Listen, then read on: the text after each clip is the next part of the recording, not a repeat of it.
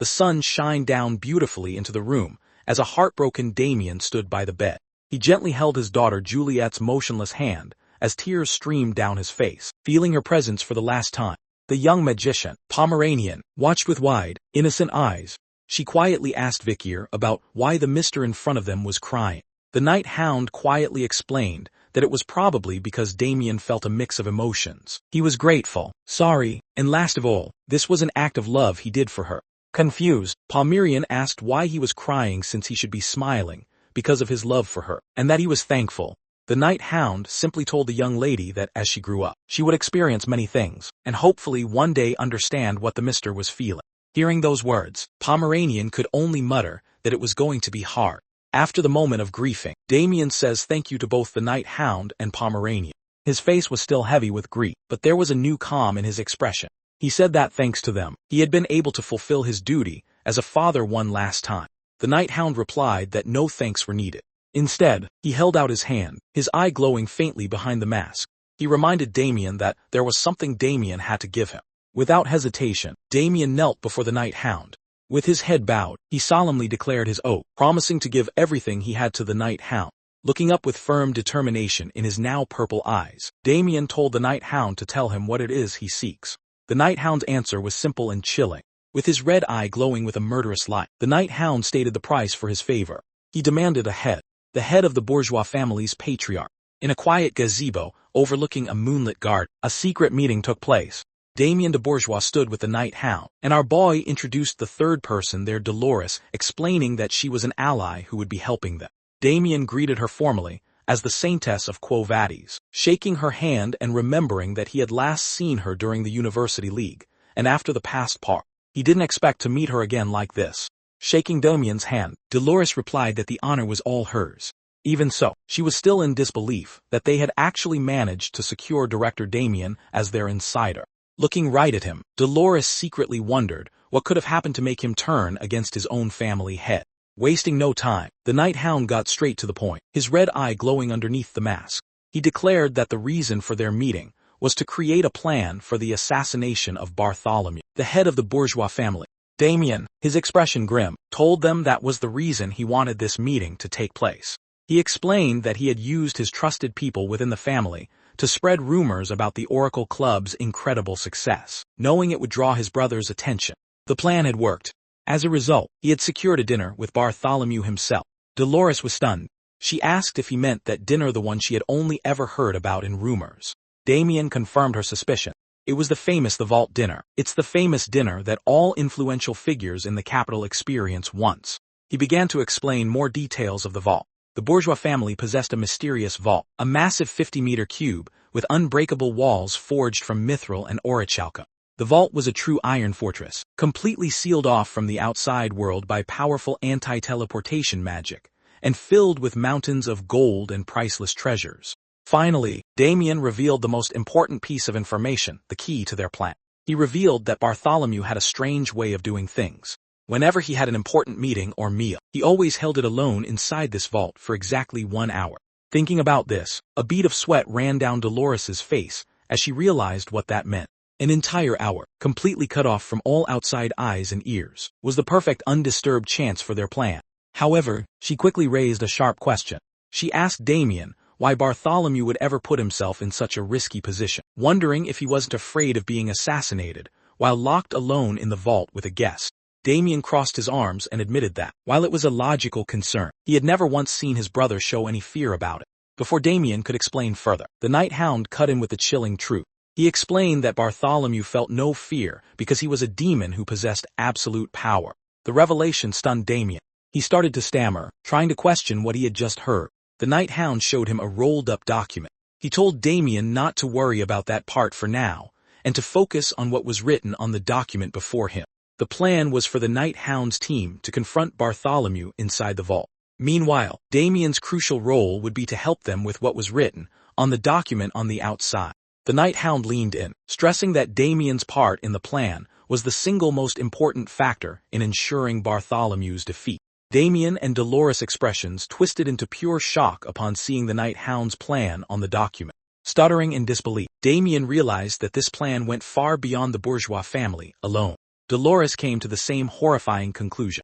If this plan was carried out to the end, it would end the entire empire. The scene then shifted to the day of the dinner. The wheels of a wooden carriage creaked as it traveled along a dirt road toward the bourgeois estate. Its weight was heavy due to the huge amount of cargo it was carrying. Inside, Piggy and Sinclair were chatting excitedly with Dolores.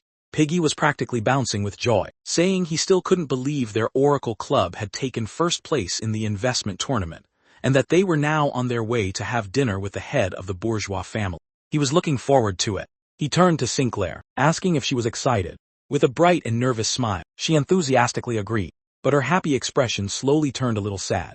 She quietly added that it would have been great if Vikir could have come with them. Piggy looked confused and asked Sinclair why she had suddenly brought up Vikir. Sinclair explained that Vikir had once promised to visit her family's home, which only surprised Piggy even more. Seeing his reaction, Sinclair quickly brushed it off, saying it was nothing, and that she just felt a bit down because Vikir seemed so busy lately.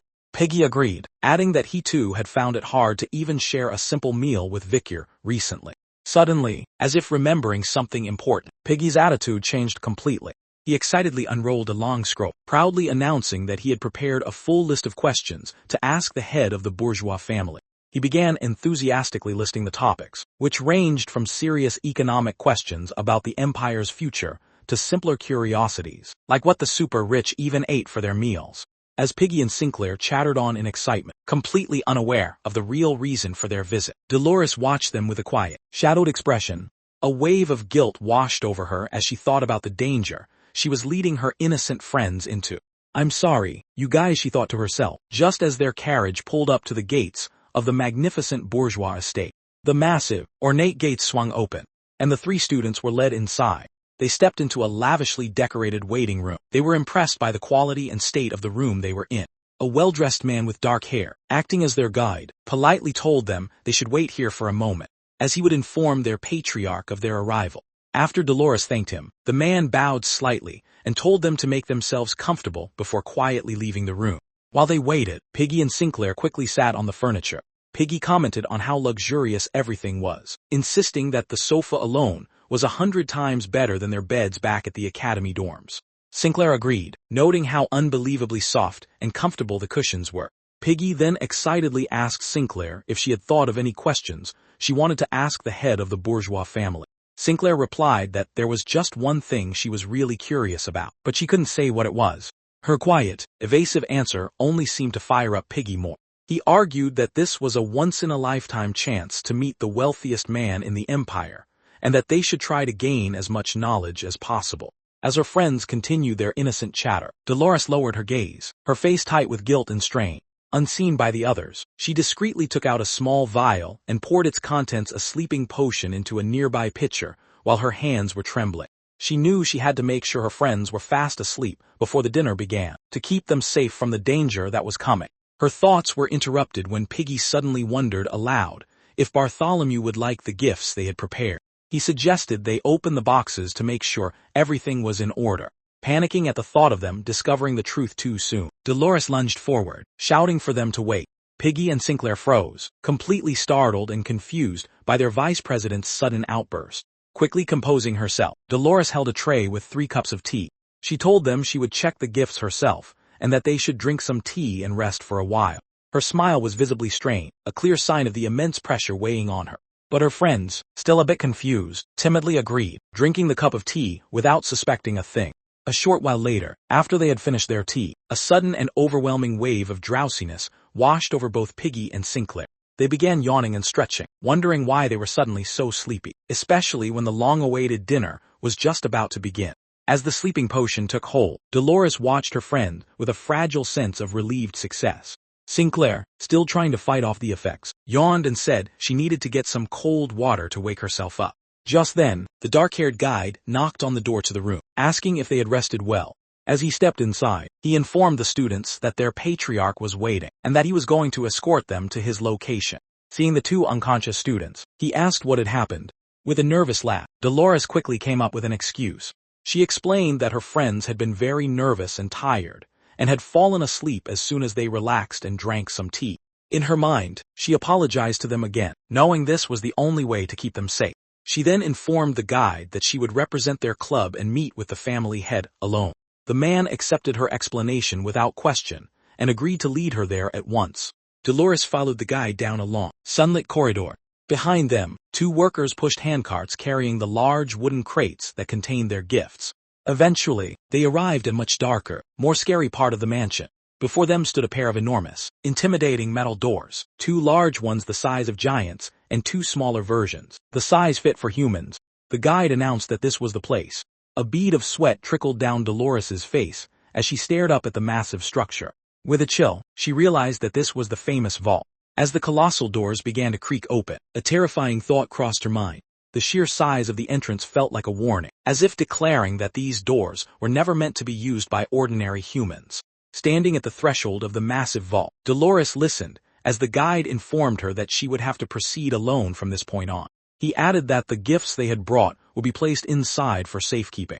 Dolores understood that the being she was about to face was as strange and overwhelming as the doors before her. With a final, chilling wish for her to enjoy her meal, the guide stepped back as the colossal doors began to swing shut, leaving Dolores to face her fate alone. Plunged into almost complete darkness, she nervously looked around the vast empty space and called out, tentatively asking if the head of the family was there. As she took a cautious step forward, her foot slipped on something scattered across the floor. With a small cry, she lost her balance and tumbled backward, landing hard on a pile of what felt like small metallic objects.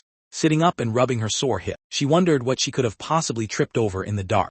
She picked up one of the objects and realized it was a gold coin.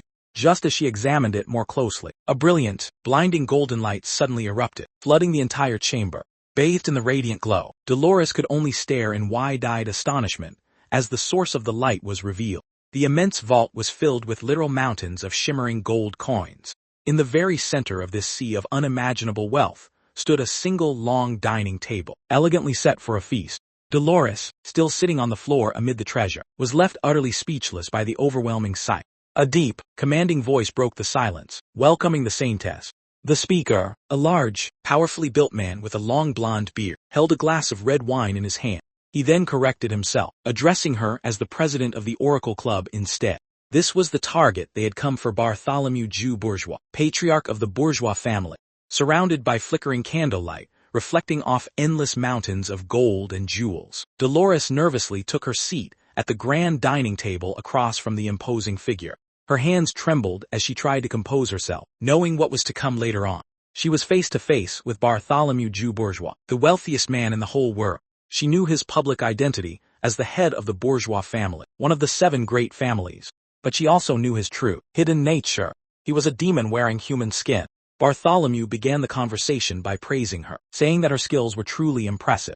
When Dolores looked up, startled, he explained that he had reviewed her records of investments. He pointed out her decision to invest a huge sum into Cindy, a trader from the western jungle. He knew that most people would have hesitated on such a decision. He admitted that her decisiveness and precise insight had even managed to impress him. He even tells her that the person he needed to learn from was right in front of his eyes. Flustered by the unexpected praise, Dolores could only manage a quiet thank you. As Bartholomew watched her across the lavishly set table, she quickly remembered the night hound's warning. He had told her that Bartholomew was a master of words, and that she had to stay on guard to avoid being led astray. Realizing she had almost let his smooth tone disarm her, she forced herself to refocus. Regaining her composure, she calmly replied that he was far too kind. Bartholomew paused for a moment, his expression unreadable. Then, in a casual tone, he dropped a piece of information that shocked Dolores. He mentioned that Cardinal Hbert had visited him earlier that day, adding that he seemed to be meeting many key figures from the Quo Vadis family lately. The name drop hit the young saintess hard. Her face froze in a mix of shock and horror. She already knew that Cardinal Hbert was working with the cults and heretics, but she had never imagined that his corruption reached as far as the head of the bourgeois family. Noticing her expression, Bartholomew tilted his head and asked if his words had made her uncomfortable. He pointed out that, as the saintess, she belonged to the New Testament faction of the church. He explained that he had deep connections with the priests from the Old Testament faction, and said it would be a shame if she chose to distance herself from him because of political differences. Reaching out a hand in a gesture of false friendship, he continued to weave his story. He claimed that he wished to be on good terms with the New Testament priests as well. He knew that the New Testament faction treats his relationship with the Old Testament fact, the wealth they've accumulated, as something inhumane, wicked and horrific. He argued that because of this prejudice, their good deeds were never acknowledged, urging Dolores to think about it. Taking a sip of his wine, he asked if using a large sum of money for a large cause is not meaningful in and of itself. Dolores' expression was hardening. She repeated the demon's words, telling it that it seems humans and demons have different definitions of the word cause. Her words seemed to confuse Bartholomew for a moment. The time for pretending was simply over. Dolores slammed her hands on the table. Her fear burned away and replaced by raw anger. She began to list Damien's monstrous crimes. His deal with the demon Dantalion, which involved feeding him with orphans. His creation of the ridiculous exemption system that infected Quo Vadis, turning them corrupt. His support and control of countless heretics and cults to create an internal division in his attempt to seize control of the religiously holy Quo Vadis family. Leaning forward, she declared that the only reason he could possibly call these horrific acts good was because of his true identity. With her eyes blazing with certainty, she shouted at him and directly accused him of what he was. He was a demon. For a brief moment, a heavy silence filled the vault. Then a slow, sinister smile spread across Bartholomew's face, and a low chuckle escaped his lips. The chuckle quickly swelled into a booming, insane laugh that echoed through the vast golden chamber.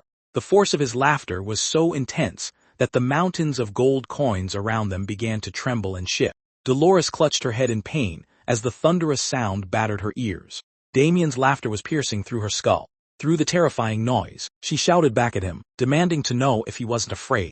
She asked why he showed no fear of a visitor who knew the true monstrous nature of both him and his allies. Bartholomew's laughter finally died down, replaced by a scornful sneer. He scoffed at the idea of fear, saying it was impossible. He rose from his seat and loomed over the terrified Dolores, his voice dripping with arrogance as he asked what human in this world could possibly frighten him.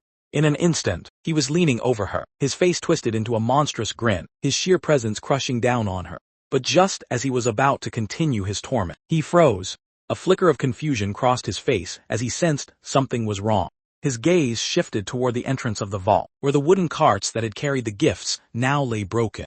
From the shadows near the shattered crates, a pair of intense, glowing red eyes glared back at him, making Bartholomew's own demonic eyes widen in genuine shock. An immense, suffocating pressure suddenly filled the entire room, catching the demon lord completely off guard.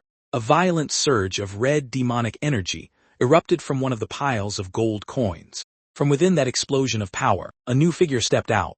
It was the Night Hound, his entire body wrapped in a menacing red aura. He declared that the one human Bartholomew should fear was standing right there. Bartholomew instinctively moved between the newcomer and Dolores, stunned by the immense power radiating from a mere human body. He also sensed a faint, familiar scent mixed into that aura, the smell of demon blood. As he put the pieces together, he finally realized who stood before him. With his own glowing red eyes fixed on the intruder, Bartholomew asked if he was the infamous Night Hound, the mysterious figure who had been wreaking havoc in the capital. To answer his question, the Night Hound unleashed the demonic blade in his arm, revealing to the demon that he had come here to kill him, the patriarch of the bourgeois family. The battle was about to begin. With no more words needed, the Night Hound's assassination has started. He leaped from the top of the pile of golden coins. His reflection caught in the demon's eyes as it slowly watched death approach it. The Night Hound declared that he had come to kill the sixth corpse demon. The first clash of their powers triggered a massive explosion that sent gold coins flying in every direction. Reacting instantly, Dolores summoned a protective barrier of golden light to shield herself. Bartholomew, completely unfazed by the impact, let out an amused chuckle. He remarked that his opponent seemed to know how to handle a blade. Before the Night Hound could follow up, Bartholomew summoned a demonic sword of his own and effortlessly blocked the attack dot. He boasted that he was quite skilled in swordsmanship himself. The two warriors clashed in a furious exchange of blows. The Night Hound swung his red dagger with incredible speed, but Bartholomew parried every strike, forcing the Night Hound to retreat and rethink his approach. As he eyed Bartholomew's weapon, a shocking realization hit him. That sword is so sharp, it can cut through steel just by being placed on top of it. However, it corrupts the wielder and turns them into a tyrant as a price. It's a weapon of the Baskerville family, a weapon that should have been stored in the deepest floor of the estate. The legendary sword, Bamung. Looking at it being held, Vikir could only wonder how the demon had gotten its hands on it. Bartholomew explained with a smug grin that the human he currently possessed, in his youth, had been such a talented swordsman that the previous head of the Baskerville family had been deeply impressed. He claimed that the former patriarch had begged him to become his student, and had even gifted him the legendary sword Bama. He called the former patriarch of the Baskerville unlucky for gifting such a sword to someone who was easily possessed. He then launched himself forward, leaping across the piles of gold to attack. The Night Hound met the charge head-on, blocking the legendary sword with Beelzebub.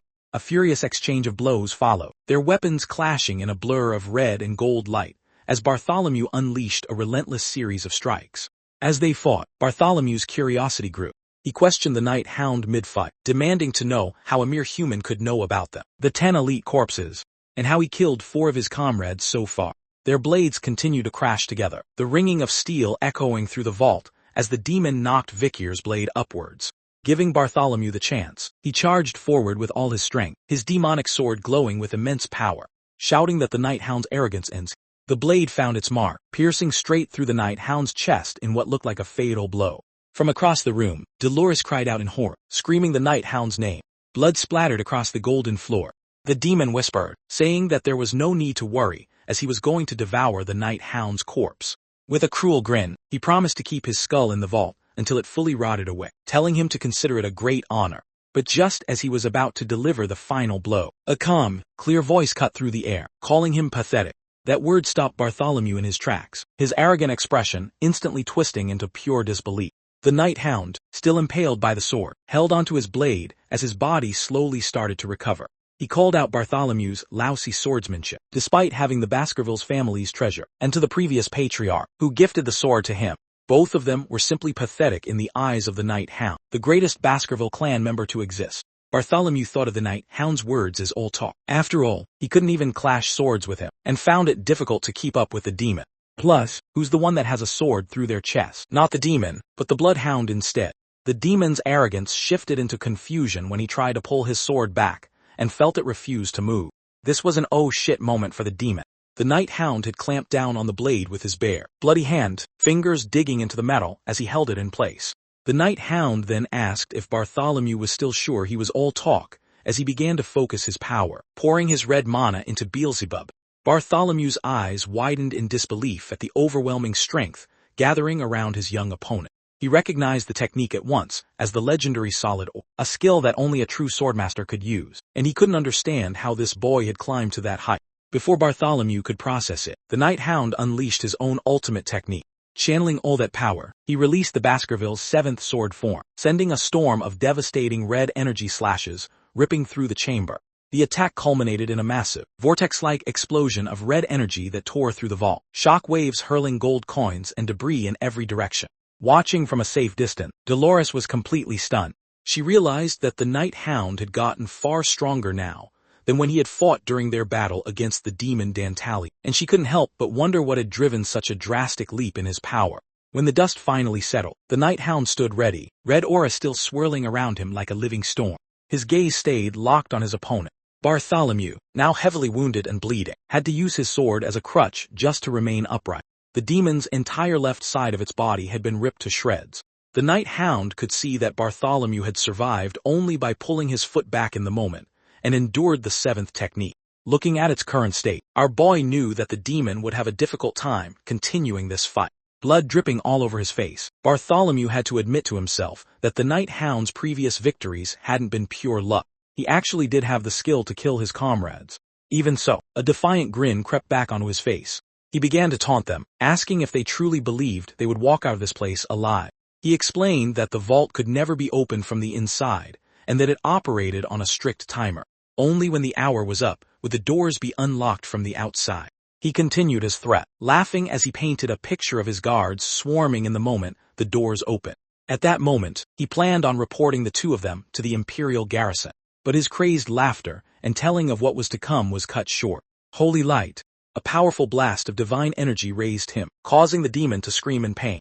Dolores, seeing an opening while his guard was down, thrust out her hand and shouted the holy spell while holding up the mirror of truth, an item that reveals the real face of anyone reflected in it. She questions the demon if his followers would still trust him once they saw his true self. Dolores continues to rain down holy magic on the demon. Bartholomew cried out in agony, stunned that she possessed such a potent holy artifact. As the mirror's light grew brighter, the reflection of his human face began to melt away, revealing the horrifying demonic visage lurking beneath. With his disguise fully shattered, Bartholomew dropped all pretense. A massive, grotesque grin stretched across his newly revealed demonic purple face. With an amused and threatening tone, he admitted that their preparations had been far more thorough than he expected. His body began to twist and turn. His right arm swelled, warping into a grotesque, monstrous limb ending in sharp yellow claws. He slammed the massive hand down onto the golden floor with crushing force, sending ripples through the mountains of coins. He grumbled to himself, irritated. He had expected to deal only with the Night Hound, and never imagined that the Saintess of Quo Vadis family would be involved as well, making things interesting. Standing beside the Night Hound, Dolores stared in terror at the monstrous transformation taking place before her eyes. Purple, fleshy tendrils began to creep up his sword, Bamung, fusing the legendary weapon into the demon's flesh. It couldn't believe that it had to show its true form to mere humans. His entire body shuddered and swelled, muscle and sinew twisting as his power surged higher. Two large, leathery wings tore through the back of his clothes, unfolding to their full, menacing span. Not to be outdone, the Night Hound braced himself for the next stage of the boss fight. He tightened his grip around his own demonic weapon, as it was covered in solid aura. Without wasting a heartbeat, he swung the newly empowered blade, sending two colossal slashes of red mana hurtling toward the transforming demon. It slowly raised its head, revealing a horrifying wolf-like snout and a mouth packed with sharp yellow teeth, all twisted together into a vicious grin. The attacks crashed into their mark, letting out a huge explosion that blinded everything for a moment. However, the creature was far from beaten. It had shielded itself with its gigantic arms, blocking most of the damage but leaving an X mark on its chest. The creature then unleashed a deafening, reality-bending roar. The sheer force of the sound created a brutal shockwave that sent both the Night Hound and Dolores backwards as they tried to stand firm in place. A terrified Dolores stammered, unable to fully process the abomination standing before them. She was witnessing the monstrosity that was truly the real form of Bartholomew Jew Bourgeois. The beast, a horrifying blend of man and monster with massive wings, jutting horns, and a wolf-like snout, glared down at them, its transformation complete. This creature was, in truth, Belial, also known as the Sixth Corpse, an S+ ranked risk rating. As the Sixth Corpse demon, it was the natural enemy of humans and, being invulnerable and immortal, one of the 10 disasters. In the dead language, in the former imperial state of sorcery, the name Belial means worthless. Its 10 commandant was written as, lice will swarm your body in storerooms. As the Saintess and Night Hound watched in horror, the vault itself began to respond to the demon's presence. The mountains of gold coins started to move. Dolores shouted a warning, pointing out how the gold was flying up into the air and gathering around the demon. She watched in disbelief as the swarming coins wrapped around Belial's body, magically healing, shut the wound the Night Hound had carved into its body. The demon explained his unique and terrifying ability, a power known as Gold Bloodline. In a world ruled by plutocracy, money is power, declared the demon. All the wealth in the safe is its life and its power now. With a monstrous snarl, he made a horrifying boast. As long as wealth itself held value in the world, he could not be killed. And as long as he was surrounded by it, his power would continue to grow without end. The sheer hopelessness of the situation began to crush Dolores's heart. Her leg trembled without end. The Night Hound noticed the state she was in. He gently called out to her and reminded the young lady that there was no need to be afraid.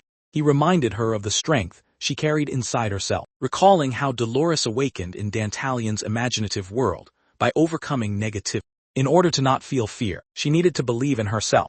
After saying those words, the Night Hound requested something of the Saintess. He asked if she could once again grant him the powerful blessing she had used during that previous battle. Dolores looked back at him, her expression clouded with uncertainty. She thought about the soul resonance she had shared with the Night Hound before. She admitted to herself that she had tried many times on her own to recreate that power after that incident, but had never succeeded. Clasping her hands together, she sank into self-doubt, questioning whether she could truly call it forth again now that it mattered most. Her mind flashed through all the times the Night Hound had thrown himself into battle against demons alone. She remembered her own moment of awakening, and a new determination rose in her chest. She knew she had to do what she could. She pledged to herself that she could not let him fight this battle by himself. Her doubt burned away, replaced by firm resolve. A holy cross-shaped light gleamed in her eye, as she vowed that she would never let the Night Hound fight alone again. Finding her courage, she stood behind him and stretched out her hand, declaring loudly that she would try. A brilliant golden radiance began to surge from her as she recited a verse. God Loon is a strong castle, and he becomes the shield and sword who saves us from great hardship. I will fail if I rely on my strength alone. May someone who is strong fight in my stead. Who will it be? This holy name is. Repeating the part about a name, Dolores slowly realized that there was a problem. She turned to the Knight Hound and confessed that the blessing would be far more effective if she knew his true name. He stiffened, taken aback, realizing he couldn't possibly reveal his identity at such a critical moment. Their fragile focus shattered as the demon Belial, already fully restored, charged straight toward them. The Knight Hound was stunned by the speed of the demon's recovery, as the arm he destroyed was now coming to smack him. Belial's massive arm slammed into the Knight Hound with crushing force, and without mercy. The blow was devastating. The Knight Hound was sent flying through the air, and crashed through multiple towers of gold coins. Our boy could only sit against a pillar in the safe, his arm and legs twisted in ways that were unholy, blood coming out of places where it shouldn't be coming out from. The demon, however, paid no attention to his fallen foe. He raised his massive, grotesque arm, which had been combined with the legendary sword. Bamung! Belial stood before the saintess, who had fallen to her knees out of fear. With a massive roar, Belial issues the death sentence for the young saintess, hoping to bring an end to her story. Dolores could only look up, her face frozen in pure terror, as the massive killing blow was about to come down upon her. This is it, she thought. Sixth corpse demon Belial glared down at the defenseless saintess, roaring for her to die. Frozen in terror, Dolores stood as tears streamed down her face, quietly accepting her fate. As the massive blade arm swung down to deliver the killing blow, she could only think that everything was over. But just before the blade could connect, a brilliant streak of red light tore through the air, forming a massive and complicated magic circle directly in the path of the attack, catching the demon completely off guard. The magic circle, with a large reptilian eye at its center, effortlessly blocked the devastating strike. A calm, ancient voice flowed out from the circle, greeting Belial and telling the demon that it had been a while. Stunned by the sudden intervention, Belial stammered. Upon hearing the voice, he slowly started to notice who had blocked his death blow. The hovering circle, standing protectively in front of the shocked Dolores, was revealed to be the power of the demon Dicaravia. Belial repeated the name in disbelief, his expression twisting into fury. He accused his ally of betraying their kind, called Dicaravia a dirty rat, and demanded to know if it was prepared to face the wrath of its people, if it could handle the endless fury that would come from the gates of destruction. Dicaravia's eye remained calm. It replied that betrayal was the wrong word. It explained that it had never truly belonged to anyone's side to begin with. It had simply formed a contract with a human, and now its vocation changed, depending on the contractor's needs. Dicaravia then declared its new purpose. For the next 1,000 years, it would serve as a shield for this woman, and for all of humanity. Dicaravia dismissed the threat, saying they could worry about that when the time came. It reminded Belial that the 10 elite corpse demons were decreasing in both power and numbers, and that the unsettling truth was that he was the one acting tough. It asked Belial if he couldn't feel the tingling at the back of his neck. Confused, Belial snapped back, asking what it meant, but the question was only a distraction. Seizing that brief opening, the now recovered Knight Hound leaped into the air behind the demon and unleashed a powerful slash of red energy, cutting straight across Belial's back. Landing lightly, the Knight Hound reflected that his true aim had been to behead the demon. However, the strike had been too shallow to finish the job. Belial turned, completely shocked. He had fully expected the Knight Hound to die, his organs obliterated by the force of that last strike. And so, he activated his Golden Veins ability. A swarm of gold coins rushed over his back, rapidly healing the deep gash. The Knight Hound stood firm, though he was clearly wounded and bleeding from the chest. The reason for his survival was the demonic sword Beelzebub, which possessed the S-rank ability Immortal Basilisk and the A+ rank Silent Heal. Realizing that his opponent was far from an ordinary human, Belial acknowledged that this would not be an easy battle. Meanwhile, Dolores was safe, but trapped inside the protective red magic circle summoned by Dicaravia. She thanked the ancient demon for saving her life, then immediately pleaded with it to release the shield magic so she could go and help the Knight Hound. Dicaravia flatly refused, its single eye narrowing as it explained that it had received only one command: to keep the saintess safe. It could not move beyond that order. Much to Dolores's shock and frustration, she found herself questioning what this strange being that had appeared from nowhere really was. Then a realization struck her. She could feel the Knight Hound's own mana flowing through Dicaravia. She understood that this protective shield wasn't the demon's idea. It was a safeguard the Knight Hound himself had arranged in advance to make sure she survived. Powerless to intervene, she could only watch from behind the barrier as the furious battle raged on outside. The Knight Hound and Belial clashed in a brutal, high-speed exchange. Their attacks lit up the golden vault, each impact sending shockwaves through the mountains of treasure, as both fighters traded blows and injuries. Belial's monstrous form seemed to revel in the violence, a cruel smirk spreading across his face even as he bled. The battle raged on, the Night Hound and the demon locked in a relentless storm of strikes. With its superior raw power, Belial landed a devastating blow that hurled the Night Hound backward across the chamber. Using Beelzebub to anchor himself to the ground, the Night Hound slowly began to recover from the attack. He started to assess the situation. The Night Hound couldn't believe that as someone who had reached the intermediate level of Swordmaster and surpassed the threshold of supremacy, he was right now struggling in this fight. The Night Hound's mind raced, measuring this monster against all the elite corpse demons he had fought, and came to a realization. Belial was, without question, the most difficult and overwhelming opponent he had ever encountered. He quickly analyzed the issue. Every time he attacked, Belial absorbed more wealth and became stronger. The amount of gold inside this vault didn't look like it had decreased at all from the start of their fight. The longer this battle went on, the more unfavorable the situation became for the Night Hound. He needed to end this fight quickly. But compared to King Corsola Baskerville, the undead knight, also known as the Undertaker of the Grave of Swords, Belial was definitely beatable. He only had to endure a little longer, as time was on his side. Meanwhile, still confined within Dicaravia's barrier, Dolores refused to remain a helpless spectator. She began to chant a powerful prayer, her voice firm with conviction. Despite the demons who swarm this land, don't be afraid and stand your ground. Truth will prevail, the truth will live on, and this land shall be eternal. As she finished her prayer, a massive wall of holy fire erupted from the ground, engulfing Belial in a torrent of golden flames. Dolores had cast the spell, Wall of Divine Fire. Belial, engulfed in the sacred flames, was unaffected. He asked if she really believed that such simple holy magic could stop him now. With a single powerful roar, the demon unleashed his own dark energy, completely shattering Dolores's holy magic, showing how useless it was against him. Dolores was pushed back slightly by the force of the roar, stunned that her wall of divine fire had been broken so easily. But her resolve did not falter. Undeterred, she began to cast the spell once more, her prayer rising with renewed conviction. Her defiance drew the full, murderous attention of the demon.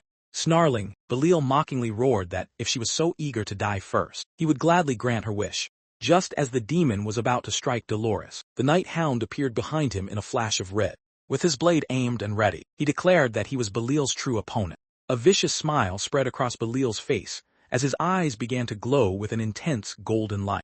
Suddenly, golden snake-like tendrils of energy erupted from the mountains of coins, shooting toward the Night Hound and coiling tightly around his body, binding him in place. He struggled against the magical restraints, muscles straining as he tried to break free from the sudden trap. Belial raised a massive, twisted arm into the air. The tower of gold coins began to swarm all around the demon, transforming into golden currents. He declared to the Saintess that within this vault, both the Night Hound's attacks and her childish divine magic were utterly useless. With a final, menacing glare, he told her to spend her last moments regretting the day she refused to accept the corrupted wealth created through human greed, and to die as she was ripped to shreds.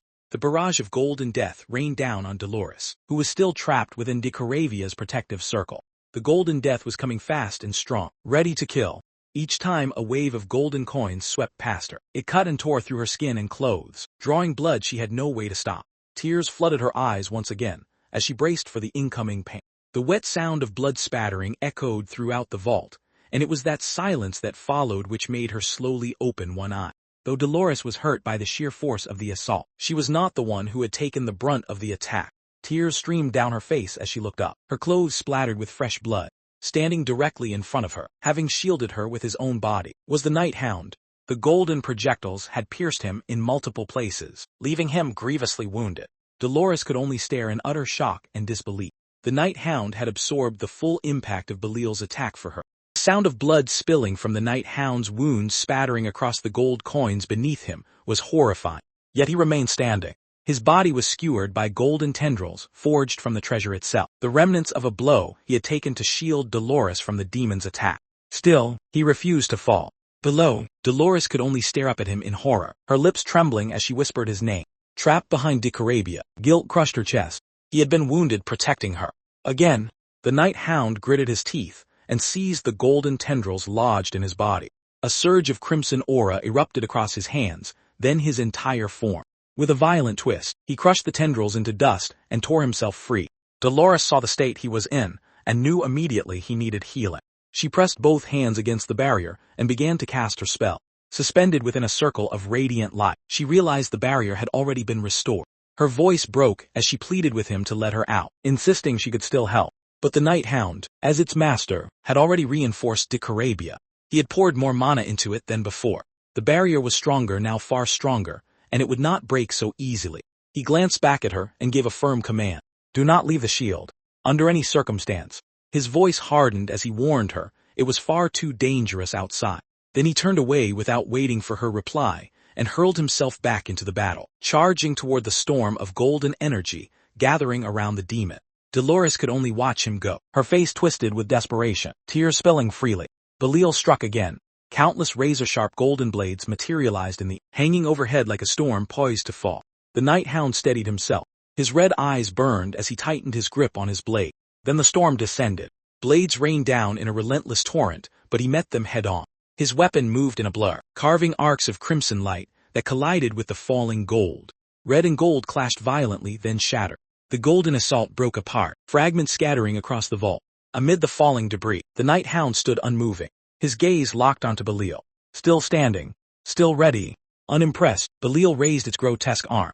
Then it struck. The massive blade came crashing down, slamming into the Night Hound with devastating force, and sending him hurtling across the vault. He hit the ground hard, skidding through scattered coins, as another brutal impact tore through his body. Blood splashed across his face. Still, he forced himself up. Belial roared, its patience gone. The treasure obeyed. A colossal fist of solid gold formed above the Night Hound, towering over him as it rose into the air. Then it dropped. The sheer weight of it tore through the air, aiming to crush him completely. From the ground, the Night Hound looked up, and for the first time, shock flashed across his face. Inside the barrier, Dolores fought her own battle. Refusing to remain a spectator, she slammed her fists against the shield again and again. It did nothing. Her hands split open. Blood ran down her arms. Still, she struck it. Again, and again. A veil of holy light covered her eyes as she poured everything she had into breaking through. The barrier did not yield. A pool of blood gathered beneath her feet. Dicaravia watched silently. Its single eye lingered on her ruined hands as it spoke, calmly noting her condition. The words hit harder than any blow. Dolores' strength gave out. She collapsed to her knees. Her gaze fell to her trembling, blood-stained hands in despair swallowed her whole. She hated it. Hated that she could do nothing. Kneeling there, she thought of her power, of her faith, of everything it was supposed to stand for, and how useless it was. Her divine power born from pure belief, from justice, from compassion meant nothing here. Before a demon fueled by endless greed, by mammon itself. It was pathetic. Her thoughts drifted back to Dentalion. She had believed she had surpassed her limits then, that she had awakened something greater within herself. She thought this time would be different. She thought she could stand beside him, fight beside him. But those fragile hopes shattered, replaced by the memory of his voice ordering her to stay behind, calling the battlefield too dangerous as he leapt forward alone. A burden. That was all she was. Tears blurred her vision again. Frustration twisted into self-loathing as she cursed her own weakness. Meanwhile the battle raged on. The Night Hound rose. Blood streamed steadily from his wound, dripping onto the golden floor, but he ignored it. Step by step, he walked through his own blood. Then he charged. His blade flared crimson as he surged forward, closing the distance in an instant. One strike. Clean. Precise. Belial's massive arm separated from its body. But he didn't stop. He pressed forward. Then his eyes widened. Belial was already there. The demon moved faster than expected, closing the gap instantly, and delivering a brutal counterattack. The impact sent the Night Hound flying. He crashed hard, his body slamming against the ground before skidding to a stop near the barrier, protecting Dolores. A deep wound tore open across his chest. Blood poured out. Leaning against the barrier, he spat blood, his breathing uneven. This was bad. He clicked his tongue, forcing himself to assess the situation. His mana was draining too quickly. Maintaining his solid aura was already taxing, but sustaining Dicaravia's reinforced barrier was consuming far more than he had calculated. And worse, even the basilisk's regenerative ability was weakening. Time alone would not save them. If he could not deliver a decisive blow to Belial, who had already demonstrated its ability to regenerate using the gold itself, then everything they had endured would mean nothing. There was only one option. He had to use it. Every last drop of mana. A final technique. But doubt crept in. He had not perfected it. Would it even work? Then, a soft warmth brushed against him. Golden light. He turned, startled. Dolores. Behind the barrier, she knelt with both arms outstretched, golden light pouring from her hands. Her palms were torn open, bloodied from her struggle, but her expression had changed. Resolve. She said she would fight with him. She refused to stand by and watch him suffer alone any longer. He tried to stop her, told her she had already done enough, but she cut him off. Her voice did not waver. It was because she was weak that she had to act. Tears welled in her eyes as she looked at her glowing hands and asked him, did he truly see her as nothing but a burden? The words struck deep. He fell silent. Slowly, he rose. An idiot. That's what he called himself. Dolores had never once weighed her life against the risk. She had never hesitated to step forward. Yet here he was calculating, hesitating, like an idiot. There was no choice. He would overcome everything, protect everything. That included her. He answered. Nothing could be further from the truth. Since the moment she awakened alongside him, she had become something irreplaceable. A comrade, someone he had sworn to protect no matter the cost. He stepped forward, placing himself in front of her once more. His red eyes burned brighter than ever. This time, he would not fight alone. As the battle roared on, Dolores's thoughts drifted back to a distant memory. A younger version of herself ran through a sunlit church, calling out desperately. She found the Pope and threw herself into her arms. What's wrong? The Pope asked gently. Through tears, she spoke of a nightmare, a great evil swallowing the world, endless suffering, everyone trapped. What if it were real? What if her power was too weak to save anyone? The Pope smiled softly and wiped her tears away. Such a kind heart, she said. Even in her dreams, she thought only of others. She knelt and placed a hand on the girl's head. Her power might seem small now, but it would grow. Faith in God, faith in herself. That was the source. No one else could give her that strength. It would be lonely, painful, but one day, when that faith connected with true trust in another, when she found someone who would walk beside her, her power would reach unimaginable heights. The memory faded. The present returned violent, deafening. The mountains of gold trembled. Belial roared. Enough. A massive torrent of golden energy surged forward, spiraling into a destructive wave. It mocked them. Their power was meaningless. They could never stand against an endless tide of gold. Still the night hound stood before the barrier. Dolores knelt behind him and began to pray. Her voice rang out clear, unwavering. God, Lune is strong. The night hound turned, stunned by the power rising from her. She clasped her hands, her voice steady. Lune is both shield and weapon, one who descends to save us from disaster. Her thoughts sharpened. She could not rely on herself alone. She would share his burden, become someone he could rely on. Her prayer deepened. She called for strength not for herself, but for them both. It reached its peak. Then she spoke. If he truly trusted her, if he truly saw her as a comrade, then he had to tell her his name. Tears streamed down her face as golden light engulfed her entire body. She demanded it. The name of the one who stood before her. The name of the one she would fight beside. Silence fell. Even the storm seemed to hesitate. Then, a voice, quiet, unfamiliar. It cut through the roar of gold. From beneath the mask, he spoke. One word. Van. Dolores's eyes snapped open. Shock froze her expression. She knew that voice. She knew that name. The golden light settled over him. The mask, the hood, they faded, revealing the face beneath. He turned toward her. His red eye met hers. Come, certain. Names held a mysterious power. Dolores, still reeling from everything that had happened, understood that merely speaking a person's name could influence the law of cause and effect and stir a strange energy that crossed the yin and yang dimensions. Remembering her desperate plea for the warrior's sacred name, she slowly closed her eyes. Then, with a strangely calm expression, she finally spoke the name that had been revealed to her. Van. The instant the name left her lips, a massive explosion of pure golden divine energy burst out from them and swallowed the entire vault in blinding light. When that radiance finally began to fade, the demon Beal was still standing amid the ruins, with a cruel smirk twisted across its face. It mocked the pair for being buried beneath a sea of gold, sneering that such an ending was probably the kind most humans would have desired. Then it went further, taunting them by saying that Saint Dolores had died after being taken hostage by the Night Hound, and that this was the story the world would be told. Yet even as Belial spoke, the endless sea of gold coins covering the floor began to tremble. The shaking grew more violent by the second, so violent that even the demon was caught off guard. Its arrogant expression broke into genuine shock as it demanded to know where the disturbance was coming from. A brilliant golden light surged out from beneath the mountains of treasure and continued to intensify. A single bead of sweat rolled down Belle's monstrous face as a terrible suspicion began to form in its mind. Then, in a display of overwhelming power, the mountains of coins exploded upward and split apart to both sides, opening a wide path through the center of the vault. Standing in the middle of that path, wrapped in the same piercing light, were Vikir and Dolores. Their eyes, one glowing red and the other marked with a holy cross, were filled with unwavering resolve. They stood together, fully awakened. Crimson aura stormed around Vikir, while Dolores radiated a blinding golden glow of her own. Belial screamed in disbelief the moment it understood what it was seeing. This was a true awakening.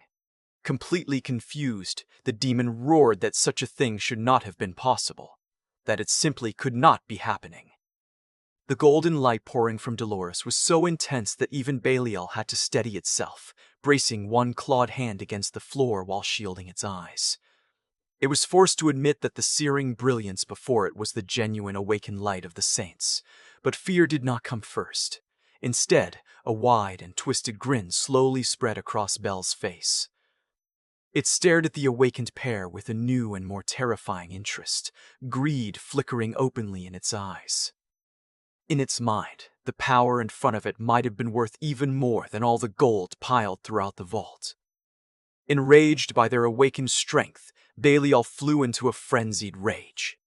It screamed that their awakening was impossible, bellowing that wealth and greed were the true rulers of the world. As long as human greed existed, money would remain king. There was nothing in existence, it ranted, that money could not accomplish, and nothing in the world that could shine brighter than gold. Vikir remained calm. He met the demon's burning gaze and quietly said that there were things money could never buy. As those words left him, fragments of his past flashed through his mind. The faces of his family. The bond he had forged with the Balak tribe. The bitterness of losing a comrade. The tearful final embrace of a loved one dissolving into light. Love, sacrifice, grief, and connection had shaped him into who he was. The bond between Vikir and Dolores shone brighter than any mountain of gold. Because without something pure to reflect, gold was nothing more than a dull stone. As that truth settled in the air, Vikir's demonic dagger began to transform. It lengthened into a massive crystal blade made of pure red energy. He raised the weapon and pointed it directly at Belle, declaring that the demon would vanish before their light. Still defiant, Belial scoffed at their battered bodies and unleashed a massive wave of golden energy, roaring at them to stop spouting nonsense. As the attack rushed toward them, Vikir only tilted his head slightly. Dolores, bright and fearless, smiled at him. She told him not to worry about her. And this time, she did not call him by the false name he had hidden behind. She called him by his true name, Van. Accepting that trust, Vikir closed his eyes for a brief moment. With a new sense of partnership between them, he told her that he would return. Then he launched himself into the air and charged straight toward the massive dragon-like beast of pure golden energy that Belial had summoned. As he went, he called out her name, Dolores. Watching him throw himself into what should have been an impossible fight, Dolores felt no fear now.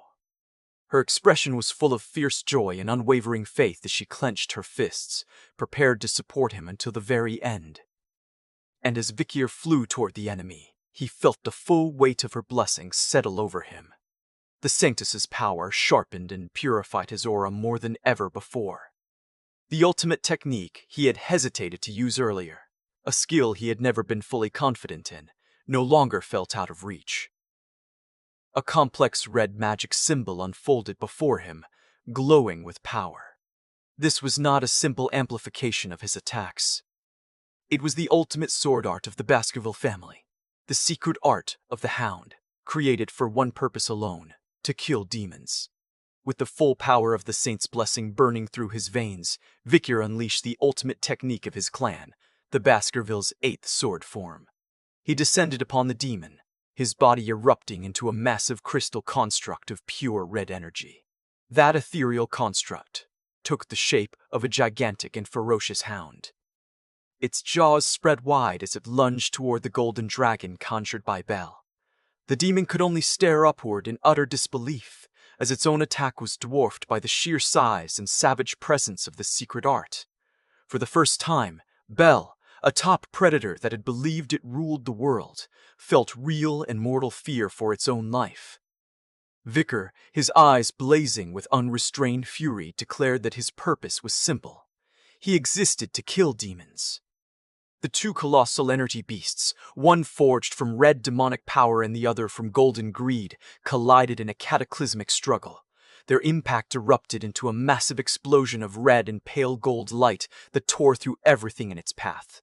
When the dust finally settled, the once opulent vault had become a landscape of utter ruin. At the center of a gigantic crater lay the broken and bleeding bully of the demon. Below, training side by side at the rim of that crater, were Vikir and of Dolores. Their battle was finally over. Barely able to move, Belial coughed weakly. It was shocked to realize that its wounds were no longer healing, and that its strength was steadily draining away. It could not understand what was happening. In its mind, defeat should have been impossible. Even if that final strike had been fatal, its power should not have been failing. Its power should not have been fading like this. There had to be another reason. Then its gaze shifted and locked onto the torn human corpse of Bartholomew de Bourgeois. In that instant, a horrifying realization dawned on it. Its power had never truly been tied to the physical gold inside the vault. It had been tied to the value humanity placed on that gold. Panicking, it tried to understand why that power was still collapsing. The scene then shifted outside the vault and revealed the true, devastating scale of their master plan. Chaos had erupted across the streets of the capital. Bags of gold coins and bundles of currency had been thrown everywhere. Men working under Damien de Bourgeois gleefully scattered money into the air, plunging the entire city into an economic crisis. From a high balcony, two figures looked down over the pandemonium as the sun sank toward the horizon. Their plan had reached its climax. An official report laid out the catastrophic damage in plain terms. An emergency bulletin warned of hyperinflation after a massive amount of mysterious and counterfeit currency had been distributed throughout the capital overnight. Trust in money had collapsed, and with that trust, its value had plunged. Damien de Bourgeois read the document with grim satisfaction. His part of the plan had succeeded completely. The full strategy now became clear. Using his authority as director of the Imperial Mint, Damien had forged an enormous volume of currency. At the same time, Cindy Wendy, the master merchant, had used her vast trade network to spread that money across the empire, shattering the economy and breaking the very idea of money's value. On the balcony overlooking the collapsing city, Cindy Wendy held the report detailing the financial devastation. She turned to Damien de Bourgeois with a sly smile and admitted that although she had joined the scheme because of a debt she owed the Night Hound, she still wondered why a man of his rank would accept such a dangerous plan. Damien stared out at the burning horizon with a grave expression. He explained that the Night Hound had done something for him that no amount of money or treasure in the world could ever have accomplished. By borrowing the Night Hound's strength, he had finally been able to exact the revenge on his own family that he had longed for. For that, he had been willing to sacrifice everything. Cindy crossed her arms and said she understood, because she had once been in a similar position herself. The two of them agreed that they had allied themselves with a truly fearsome man. Damien then added that the chaos they had unleashed was only temporary. Because the counterfeit money had been created with magic, its effect would likely last only about an hour. But for someone like the Night Hound, that brief window was already more than enough time to decide the fate of the world. Back in the ruined vault, Vikir stood over the broken body of Bartholomew. Glancing upward, he noted that their hour had to be over by now. The demon, stripped of its source of power, was helpless. There were no gold coins left for it to absorb, and its ability to regenerate had already vanished. With Dolores standing behind him, Vikir approached the defeated demon. His red dagger glowed with lethal intent. He declared that all of Bel's wealth was worthless now, and told it to prepare for execution. To his surprise, the dying Bartholomew let out a weak chuckle, and a crooked smirk twisted across his bloodied face. With Dolores watching anxiously from behind, Vikir narrowed his eyes and asked what could possibly be so funny at a time like this. The demon's expression stretched into a crazed grin as it asked whether they had really believed it would come there without making preparations of its own. At once a massive and intricate purple magic circle erupted beneath their feet. Its symbols flared to life and tracked Vikir and Dolores within its boundary. With what little breath remained in him, Bartholomew revealed his final terrifying spell. He explained that everything in the world had a corresponding value. This curse was the price that had to be paid for killing him, and that price could only be paid with death itself.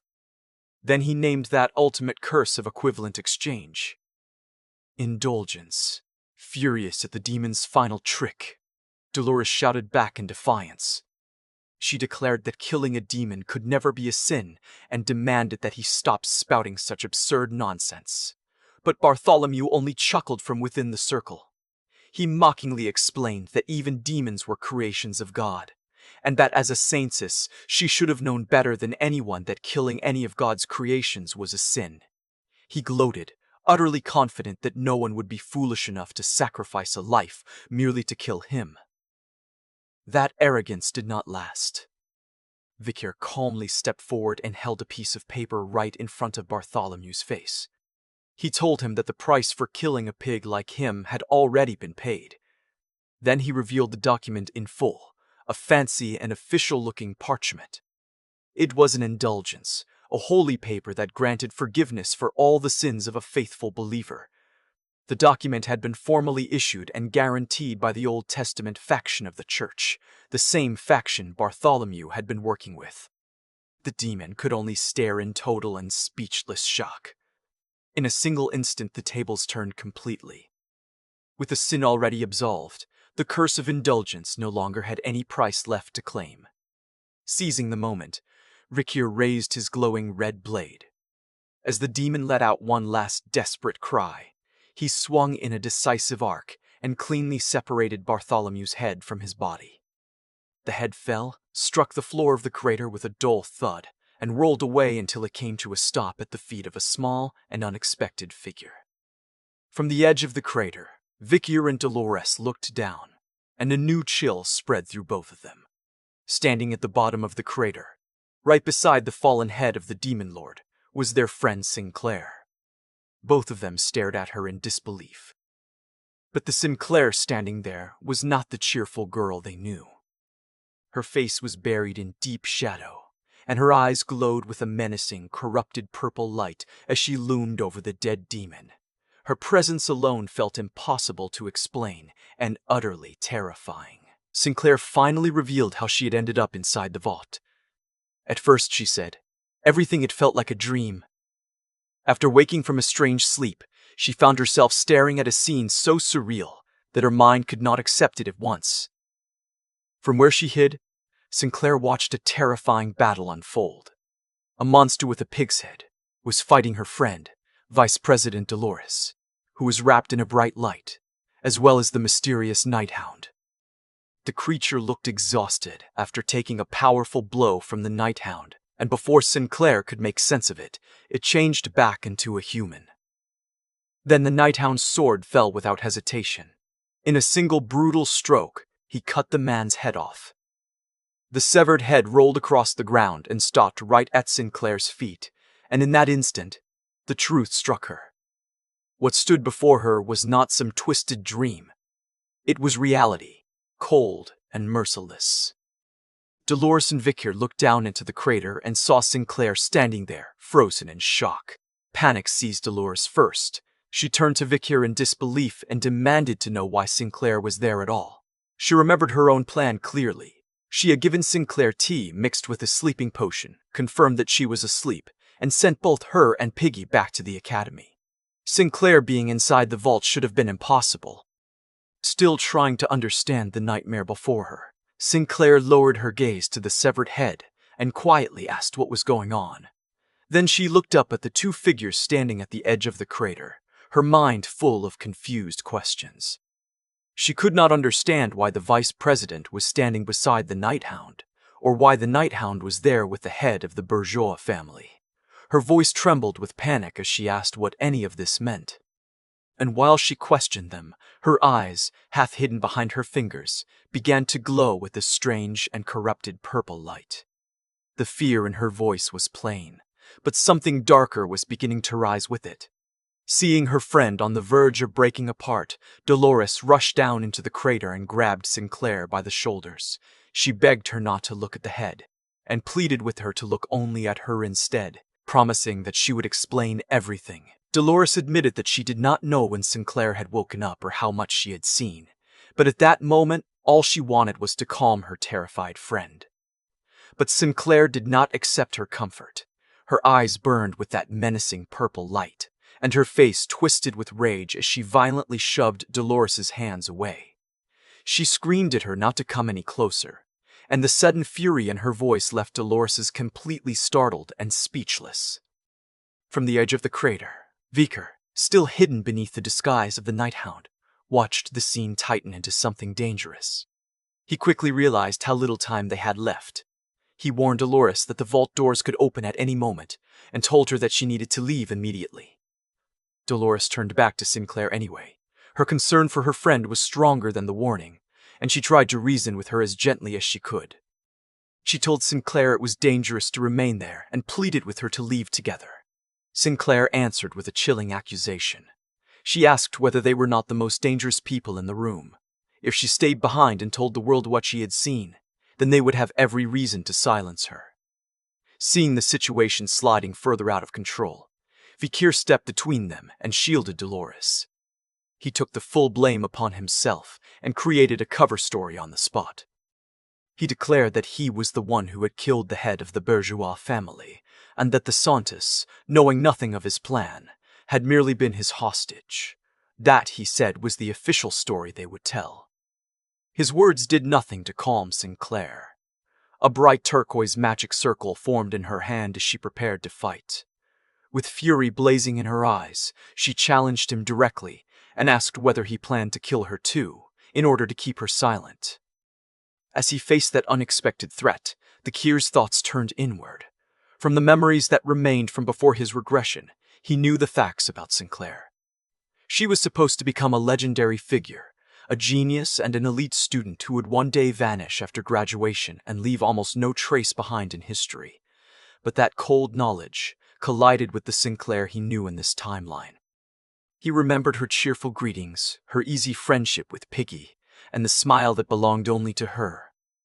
More than that, he remembered the way she had tearfully called him Yun, overwhelmed with joy that he had returned safely. Those memories made the decision before him darker than it should have been. In silence, he weighed the question that now stood in front of his mission.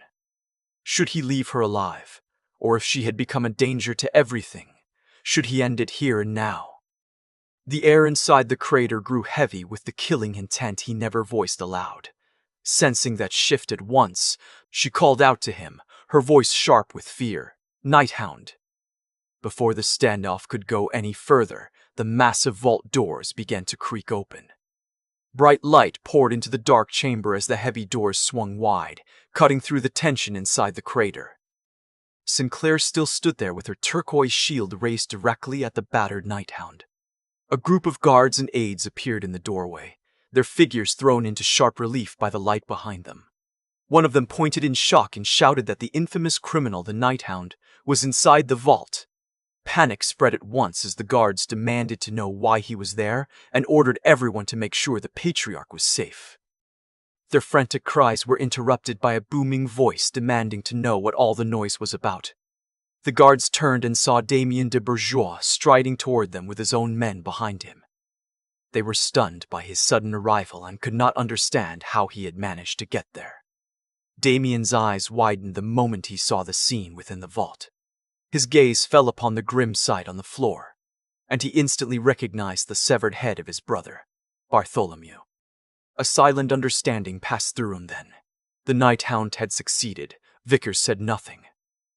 Behind the mask, his expression remained unreadable. Damien drew in a steadying breath and put the final stage of their plan into motion.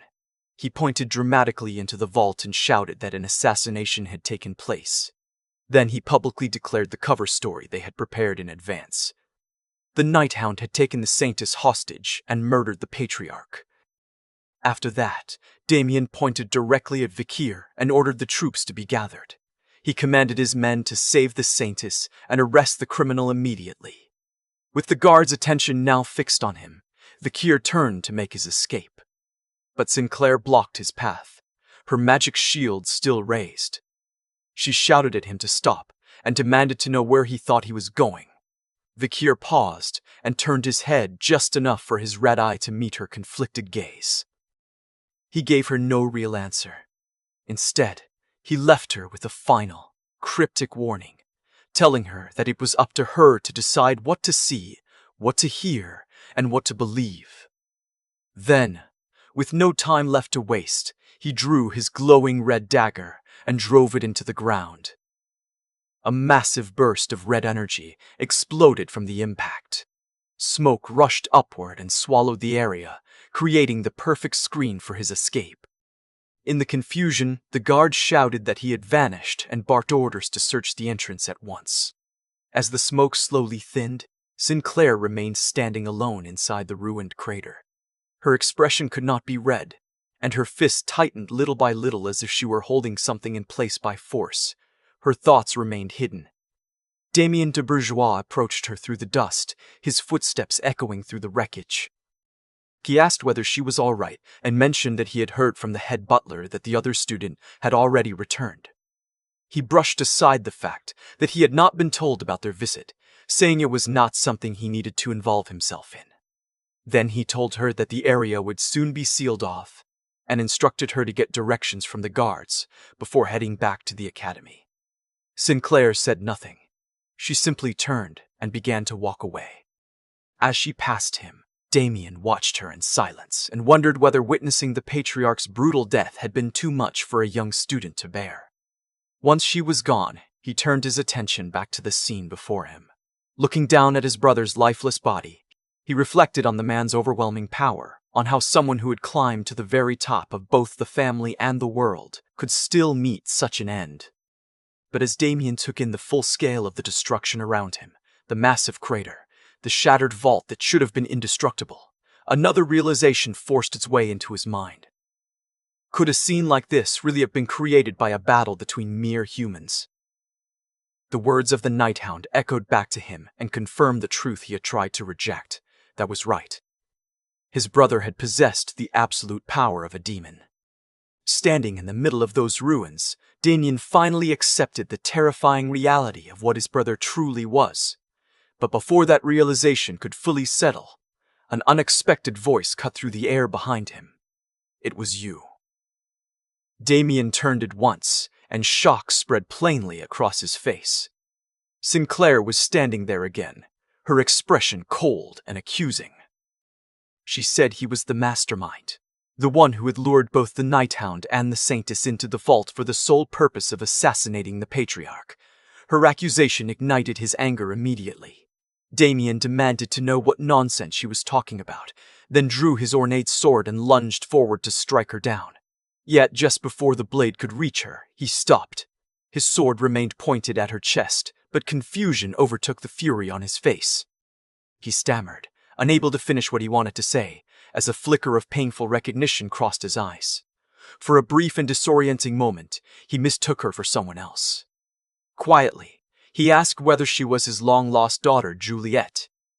Then, after staring at her for a tense moment, a bead of sweat slipped down his face as he realized the truth. There was a resemblance, yes, but this girl was not his daughter. And then, the final truth came to light. The student known as Sinclair was in fact the only daughter of the man who had just been killed, the Patriarch Bartholomew Hbert. As her purple eyes glowed with that same menacing light, her hidden identity was finally revealed. Sinclair Jew Bourgeois. The standoff inside the ruined vault still held its breath as Sinclair raised a finger at Damien Bourgeois. She said he was the one who had orchestrated everything, the one who had drawn both the Night Hound and the Saintess into this place. Damien's eyes widened at once. A thin bead of sweat slid down his face the moment he heard the accusation. He recovered quickly. Lowering his sword, he called it a misunderstanding and began putting the weapon away as though calm alone could bury the moment. At the same time, he spun a story on the spot, saying the capital had fallen into chaos because of a counterfeit currency crisis. According to him, he had only come to the vault to meet his brother about that matter. Then, with a hard voice, he warned her not to throw around foolish accusations without proof. Inwardly, Damien admitted that Sinclair was sharp. Even so, he told himself it was still no more than suspicion, and suspicion could be brushed aside if he refused to give it shape. With that thought, he turned and walked past her, as if the conversation had already ended. Sinclair seemed to yield. In a low voice, she muttered that it did not matter. Then her gaze dropped, and what waited there was her father's severed, bloodied head lying on the ground. At that sight, an older memory rose without warning. PG had once asked her, bright with curiosity, what questions she wanted to ask the head of the bourgeois family. There had always been one thing Sinclair wanted to ask her father, but now the chance was gone forever. Then Damien stopped. From behind her came his voice, low and measured, asking whether her question had been this: "Why did you abandon me?" Sinclair's eyes widened at once. When she turned, Damien was looking at her with an expression that carried pain of its own, as though he understood that wound far too well. He told her that his daughter Juliet had once asked him the very same thing.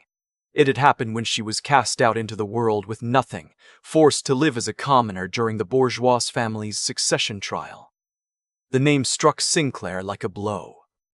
A buried memory surfaced, one from a time when she and a young Juliet had once been together, hinting at a bond between the two cousins that had long been forgotten. Damien saw her reaction, and shock crossed his face as well. It was as if he had reached the same conclusion in the same instant, that the two of them must have known each other once. He ground his teeth, his expression pulled tight by anger and sorrow, and then he looked at Sinclair and spoke with final certainty.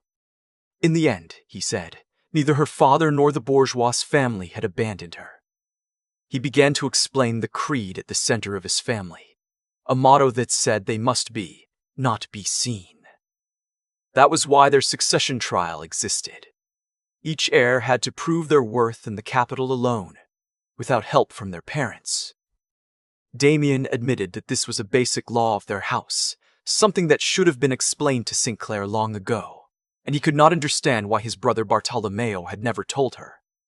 Sinclair said nothing. Her purple eyes revealed almost nothing either, yet the truth settling in front of her was enough to shake the ground beneath everything she believed. The more she turned it over in her mind, the more her thoughts began to fracture. What if the one who had abandoned her was never her father at all, but a demon? What if the man she remembered as her father had been that demon from the very beginning? And what if there had been no demon in the first place? What if everything she remembered had only been a hallucination? The image of her younger self on the cold floor clashed with the memory of her father's face, twisted by demonic power, and the two versions of the past tore at each other until she could no longer tell where truth ended and lies began. In the middle of that confusion, the Night Hound's final words returned to her. He had told her that it was her choice what to see, what to hear, and what to believe. That memory became the one steady thing she could hold on to. From it, a new resolve took shape. She had to meet him again. Only then would she find the truth. When her thoughts finally settled, what remained was not peace, but a cold and unwavering decision. Sinclair turned away from the head on the ground and offered her father one last quiet farewell. Then she walked past Damien, and in that same moment, a powerful golden aura burst around her. Her eyes glowed with a purpose that had not been there before, as she declared that she would be the one to inherit the family's leadership. Elsewhere, the estate had fallen into chaos. Alarms rang through the grounds while guards searched desperately for the assassin, shouting that the Night Hound could not have gone far. High above them, on a rooftop hidden from the confusion below, the Night Hound stood beside an injured Dolores and watched it all unfold. He noted that the security was tightening. Dolores, however, was not watching the guards. Her thoughts were somewhere else entirely. Looking at the night hound with visible concern, she admitted that she still could not stop thinking about Sinclair. Then she asked the question that had been pressing against her heart ever since they left. Had they really done the right thing by leaving her behind like that? The night hound tried to ease her fears. He told her she did not need to worry about Sinclair being blamed. Even if Sinclair had been there, she would not be treated as an accomplice. Damien had already prepared the official version of events for everyone else. The story would be that the Night Hound had taken the Saintess hostage and killed the Patriarch, while Damien had become the heroic witness who survived it. And a clever person like Sinclair, he added, would understand better than to repeat what she had truly seen. If she did, people would likely call her mad. Dolores fell quiet after hearing that. After a brief silence, the Night Hound asked what remained now of the alliance between the Quo Vadis family and the Bourgeois family. Dolores answered the question herself, her expression darkening as she named the final enemy left to them. Cardinal Hbert L. Quo Vadis. At once, another memory crossed her mind, one of Bartholomew mentioning Cardinal Humbert's recent visit. That memory fixed her certainty in place. She said he had to be the one who remained at the center of it all. Standing beneath the night sky, Dolores declared that she needed to meet Cardinal Hbert and question him about his meeting with the demon Belial. Yet even as she said it, her body trembled. Her arms wrapped tightly around herself, as if she were trying to hold something together that kept threatening to come apart. The Night Hound watched her in silence for a moment. Then he lowered himself to sit in front of her and asked, gently and directly, whether she was afraid of Hbert. Dolores did not answer at first. She only let out a long breath before admitting something that seemed to pain her even more than the fear itself. She found it almost pitiful that she had managed to overcome her fear of a powerful demon, and even achieve a true awakening. Yet she was still terrified of her own father. Sitting beside her, the Night Hound quietly told her that there was nothing pitiful about that. The softness in his answer broke something open inside her. Tears welled in her eyes, and holy crosses formed in her pupils as she began to cry. After wiping her face, she asked if he would listen to her story. This, she said, was the first time she had ever spoken of it to anyone. It was not something she could share easily. Then Dolores revealed the truth. As the Night Hound had likely already guessed, Cardinal Hbert was not her biological father. A memory surfaced of a younger Hbert holding Dolores as an infant. She explained that he had discovered her when she was still a child because of her powerful divine talent, and after seeing that potential, he chose to adopt her. In the eyes of the world, Hbert was a man of an illustrious bloodline, second only to the Pope in power, revered by countless believers.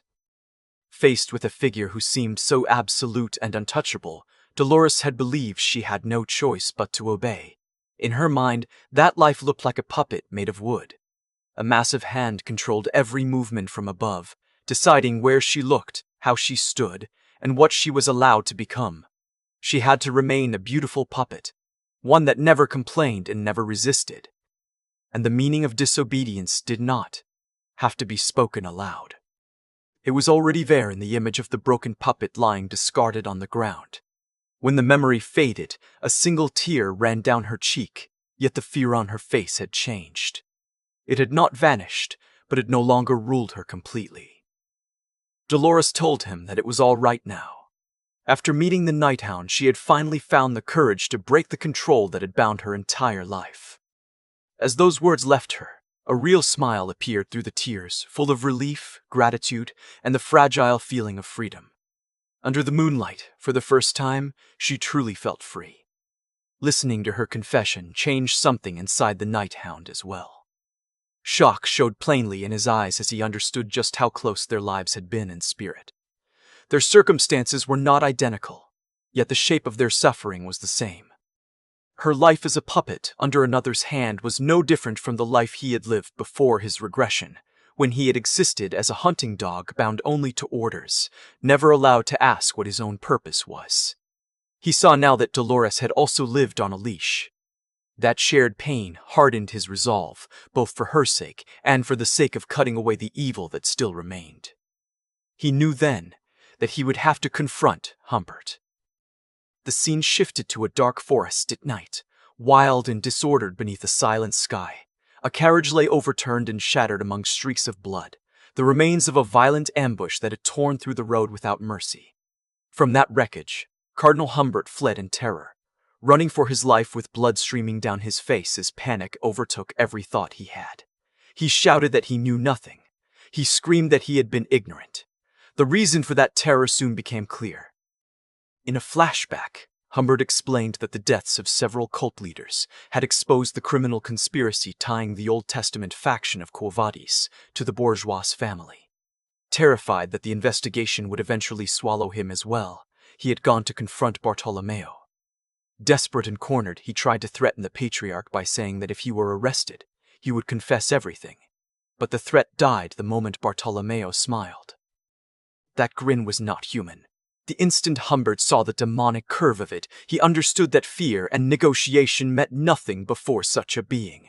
Bartholomew was not a man who could be pressured into retreat. He was a demon. In the memory, Hbert toppled from his chair and begged for his life, stammering out apologies and admitting that he had been wrong. Bartholomew, dark purple power swirling in his hand, chose not to kill the trembling cleric. Instead, with a sinister calm, he produced a strange yellow orb that pulsed like a living thing and carried an eye at its center. He told Hbert to use it when a true crisis came. Then, after placing that cursed means of survival in his hands, Bartholomew let him live. The flashback ended on the image of that demonic eyeball resting in Humbert's shaking grip. Back in the forest, still running through the darkness, Hbert dragged the object back out with desperate fingers. He clutched at his chest and fixed all his hope on the cursed gift Bartholomew had left him. It was the only thing he believed could still save him. He never got the chance to use it. A glowing lash cut through the air before him, moving so fast it barely seemed real. Wrapped in ominous purple light, it swept past with terrifying precision and struck his arm. For one blank moment, Hbert only stared downward in confusion. Then understanding hit, followed by searing pain, as his hand fell away at the wrist. His cry tore through the forest as he dropped to his knees and grabbed at the wound in shock. A figure stepped out before him. She was a woman with long, pale blue hair and a strange mask over her eyes, and she looked down at him with casual indifference as she remarked that she had only meant to take the object from his hand. It seemed, she added, that she had taken the whole hand by mistake. Then she picked up the severed hand, which was still clutching the demonic orb. Through tears of pain and terror, Hbert pleaded with her not to touch it. He cried out that the object belonged to him. The woman, armed with a blood-marked blade and the same whip-like weapon that had dropped him in an instant, merely loomed over him. She introduced herself as Ms. Ouroboros and began listing his sins with light, mocking contempt. How could a man of God take bribes, sell children, and even deal with demons? There was a cruel amusement in her voice as she said that, for all his evil, she could not call him boring. In fact, she enjoyed work like this very much. Collecting criminals like him was part of what made it worthwhile. A colder fear entered Hbert then, one even sharper than pain. Struggling for breath, he asked what she meant by collecting. In answer, her whip shot forward and coiled around his neck. With one powerful pull, she tore him off the ground and flung him upward, leaving him hanging from a high branch like a condemned thing swaying in the dark. As Hbert choked and kicked helplessly in the air, Ms. Ouroboros told him that she was going to train him so that he could properly welcome old age. Gasping between spasms of panic, Hbert forced out the question of what that old age was supposed to mean. Holding the demonic eyeball in her hand, Ouroboros ran a snake-like tongue across her lips and fixed him with a predator's stare. Then she answered him with a line that sounded less like a threat and more like a promise. She was speaking of the age of war, the age in which only the truly strong were allowed to exist. In the days that followed, the entire capital remained in shock. News of one stunning event after another spread through the empire like wildfire, shaking even those who thought themselves far removed from the chaos. First came the assassination of Bartholomew, the powerful patriarch of the bourgeois family. Then came the mysterious disappearance of Cardinal Hbert, founder of the Quo Vadis Holy Order. And standing at the center of both disasters was the Empire's most infamous criminal mastermind, the Hound. An official investigation was launched soon after, and before long, a carefully arranged story was released to the public. According to the report, the Hound had ambushed a dinner attended by Bartholomew and several academy students. In the final moments of the attack, the patriarch had supposedly sacrificed his own life to ensure the students escaped safely. With the situation spiraling further into unrest, Damien Bourgeois stepped forward as the interim patriarch. During a press conference, he assured the public that everything possible would be done to resolve the incident. And he announced that a new heir had already been designated, bringing the matter to a swift and official close. Even with 2 of the 7 great families caught in turmoil, Colosseo Academy was slowly returning to something that resembled normal life. The campus was busy once again, as students and staff prepared for the upcoming final exams and the annual parent-teacher meeting. Walking through the grounds, Tudor looked around in open disbelief at the scale of the renovations. The academy had changed so much that it barely felt like the same place. Cherry blossom trees now lined the pathways around a grand fountain, making him wonder whether he had walked into a school or a botanical garden. Bianca and Sancho were with him, and both of them were staring at the changes as well.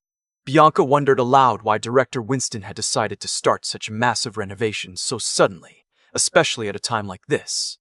Sancho, meanwhile, said the academy smelled fresher than before, as though even the air had changed.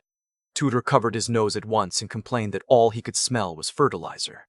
PG soon caught up with them and offered what seems like the most reasonable explanation. With the parent-teacher meeting approaching, it made sense that the school would want everything to look perfect. He pointed out that the work was not limited to the central grounds either. Renovations were happening all across the academy. Even the training grounds, where the magic barrier had failed during the last exam, were being strengthened with new magic stones ahead of the final classification event. Still, even Piggy admitted the scale of it all felt excessive. In the end, he guessed it was because important guests from the 7 great families were expected to attend. As they walked, the conversation drifted away from the renovations and towards something more personal. Tudor asked Bianca whether she had made up with Sinclair yet, mentioning that he had heard she changed rooms in the dormitory. Bianca let out a tired sigh and pressed a hand to her forehead, saying, for what felt like the 10th time, that it had never been a fight in the first place. With a more troubled expression, she explained that she had not heard much from Sinclair in days, and her friend had seemed to be in a constant bad mood. Believing Sinclair simply needed space, Bianca decided it was best to move out for a while. Sancho added that the situation really had been strange. He had barely seen Sinclair outside the dorms except when she went to train, and lately she had even been skipping classes. That only made PG more suspicious. He wondered aloud whether something serious really had happened between the 2 girls after all. Before anyone could answer, a bright voice called out to them and cut straight through the conversation. The group turned and saw Dolores waving enthusiastically in their direction. She was wearing a bright orange construction vest and a yellow hard hat, and the sight of her dressed like that left all of them momentarily speechless. Dolores explained the outfit with a laugh. The upcoming tournament had kept the student council so busy with preparations that she had ended up dressing for the work itself. Her friends were impressed by how seriously she was throwing herself into it. Bianca, however, looked more concerned than amused. She told Dolores not to push herself too hard after everything that had happened with the patriarch. Dolores only laughed and brushed the worry aside. She lied and said she was fine, explaining that something had covered her eyes during the incident, so she had not really seen what happened. The moment the subject came up, Tudor's face twisted with anger. He started furiously ranting about the Hound taking their president hostage and swore that if he ever got the chance, he would capture that criminal himself. Bianca immediately held him back and reminded him, without mercy, that he had been far too scared to do anything during the last festival. Trying to move the conversation somewhere safer, Dolores looked around and asked where the rest of their group was. More specifically, she wanted to know where Sinclair was. Piggy and Bianca exchanged a look the moment she asked. Bianca quietly admitted that they had not really seen Sinclair either. Lately, it felt as though she had been deliberately avoiding them. That answer immediately dimmed Dolores's expression. The cheerfulness drained from her face, and she lowered her eyes as a single tear slipped free despite her efforts to hold herself together. Inwardly, she thought that she needed to check on Sinclair soon.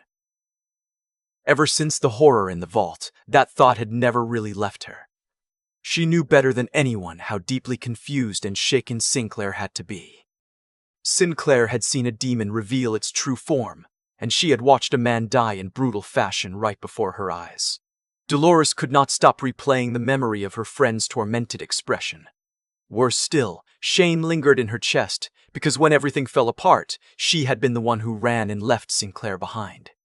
Sensing the mood turning too heavy, PG abruptly shifted the subject with a sly grin and brought up Vikir instead. He started saying that Vikir had gone back to the dorms first and was probably alone in his room again, just like last time, his tone making it sound as though he was implying something much more suspicious. He never got to finish. The others practically leaped at him in panic, and one of them clapped a hand over his mouth before he could say another word. The scene dissolved into sudden chaos as everyone tried to keep Piggy quiet. Sancho quickly stepped in with a shaky laugh and forced out a cover story, saying that Vikir had simply gone back to train. Dolores was left staring at the group in complete confusion, unable to understand why they were acting like frightened criminals over something so small. Elsewhere, in the academy gym, sweat fell steadily onto the floor. Vikir was in the middle of an intense workout, moving through his training with quiet focus. The barbell in his hands was so heavy that the nearby students watching him could only stare in disbelief at the strength required to lift it. Yet even while training, his thoughts were somewhere else. Around his neck hung the red star-shaped necklace, and his mind stayed fixed on the demon sealed inside it, Dicaravia. His red eyes glimmered faintly as he reflected on the demon's current state. After using the last of its mana to protect Dolores, Dicaravia had fallen into a deep sleep and still had not awakened. Vikir had to admit that Dicaravia had been far more useful in the battle against Belial than he initially expected. The memory of its powerful magic circle shielding Dolores from harm was still fresh in his mind. But that help had also created a serious complication. Dolores had been wearing the necklace at the time, which meant she could have pieced together his true identity far too easily. Because of that, he had been forced to use Dicarabia's mental manipulation to alter her memories and keep his secret intact. It had been a desperate choice made in the middle of crisis. The price for it, however, had been steep. His imperfect control over the demon's power drained a massive amount of his own mana, and that was the real reason he had exhausted himself so quickly during the fight with Belial. Once he finished the set, Vikir rapped the heavy weights with a loud metallic clang. The sound echoed through the gym, sharp enough to make a few nearby students flinch. As he stepped back and caught his breath, he reached a quiet conclusion. From now on, he would have to be much more careful in the way he used that power. Later, seated on a bench with the strain of training still lingering in his muscles, Vikir turned his thoughts toward the path ahead. He reflected on how much this new timeline had already diverged from the life he once knew. By hunting high-ranking demons, he was trying to delay the coming age of destruction. But in doing that, he was also shifting history itself. And each change made the future harder to read. In his mind, he pictured the road he had walked so far, a path lined with enemies already defeated. That sight only sharpened the truth. It was becoming increasingly difficult to predict anything using the memories he carried from before his regression. The future was no longer unfolding along the same lines. He then measured his own strength with the same cold honesty. He had already reached the peak of his clan's power, mastering the 7th form and even unlocking the legendary 8 technique of the Baskerville family. Even so, that ultimate power remained incomplete and unstable without the holy enhancement of the Saintess Dolores. A heavier concern soon followed. Vikir was certain that the remaining high-ranking demons, the 10 cores, now understood that he was a genuine threat, and once they recognized that, they would not remain scattered. To protect themselves, they would eventually begin gathering their forces, creating a far more dangerous enemy for him to face. The sheer pressure of those thoughts left him with a pounding headache. Almost absent-mindedly, he emptied the last of the water in his bottle, only to realize a moment later that he had nothing left to drink. Then, without warning, a cold can appeared in front of him. He looked up in surprise as a voice asked whether he had been looking for a drink. What he saw next caught him completely off guard. It was Sinclair, dressed in workout clothes, smiling brightly as though nothing were wrong, and greeting. Later that night, the two of them sat together on a high rooftop, their figures silhouetted beneath a sky thick with stars and a full moon that shone almost too clearly. They raised their cans and tapped them together, the soft sound of their quiet toast carrying through the stillness. For a moment, the night almost felt peaceful. As they drank, Sinclair smiled and said that nothing beat a cold beer after a good workout. Then she glanced at Vikir's can, noticed it was soda, and casually offered him one of her beers instead. He declined with complete seriousness, explaining that alcohol after training interfered with muscle synthesis. Sinclair only waved the answer away with playful indifference, and took another sip of her own drink, as if to say he could suit himself. A comfortable silence settled between them after that. It lasted just long enough to feel natural before Sinclair quietly asked whether she had ever told him that she came to the roof to look at the Milky Way whenever she felt down. Vikir answered that she had told him before. A faint smile touched her lips at that. She seemed pleased that he remembered. But while they sat beneath the open sky, Vikir kept studying her from the corner of his eye. The more he watched, the more a question took shape in his mind. Was that cheerfulness real, or was it only something she was forcing over the wound underneath? His thoughts drifted back to his previous life, to comrades who survived the Great War against the demons, only to remain scarred in ways no battlefield could fully reveal. Images of their lingering trauma flashed through him, and with them came an unsettling possibility. Perhaps Sinclair carried that same kind of hidden damage now. At last, he broke the silence and told her bluntly that she did not look well. The words caught Sinclair off guard. Her cheerful mask slipped at once, and she lowered her eyes before quietly asking whether it was really that obvious. Even then, she still tried to insist that she was fine. Vikir did not let the matter drop. He asked whether the incident with the bourgeois family was the reason she was like this. The question struck her like a blow. Terror twisted across her face in an instant, and her eyes widened with such shock that it almost seemed as though she had been stabbed by the memory itself. Her body began to shake uncontrollably. She stammered out a denial, insisting she did not remember anything from that day. Yet the denial carried no strength. Tears were already spilling down her face, and even she seemed confused by the force of her own reaction. Sinclair gave a strained, broken laugh and asked why she was crying. She tried to brush it off, tried to insist again that she was fine, but the words collapsed before they could stand. Her hand rose to cover her face, and the laughter turned to sobbing as if something inside her had finally torn wide open. Soon she could no longer hide the breakdown. Her shoulders shook, her breathing fell apart, and the tears would not stop, no matter how much she tried to fight them. Vikir watched it happen, and felt the situation turning far more serious than he expected. Then he reached out, seized her wrist firmly, and demanded to know what had happened to her. At once, the crying stopped. Sinclair's expression emptied. The light in her eyes seemed to drift away, leaving behind something distant and unfocused, as though part of her had stepped elsewhere. In a detached voice, she asked him why he was doing this. Then, with the same chilling flatness, she said that it had been a mistake for him to leave her alone at that moment. The words that followed sounded as though they had been buried deep inside her, waiting for the slightest crack to escape. With quiet finality, she said that he killed him. Vikir stared at her, unable to understand the sudden change in her demeanor or the meaning behind those words, But Sinclair kept looking past him, almost like someone in a trance, and then she delivered the truth that had been haunting her all along. "The Night Hound," she said, "killed my father." Vikir stood frozen at her words, still holding her wrist, and asked in a low voice who the Night Hound had killed. Through her tears, Sinclair gave him the answer he had not been prepared to hear.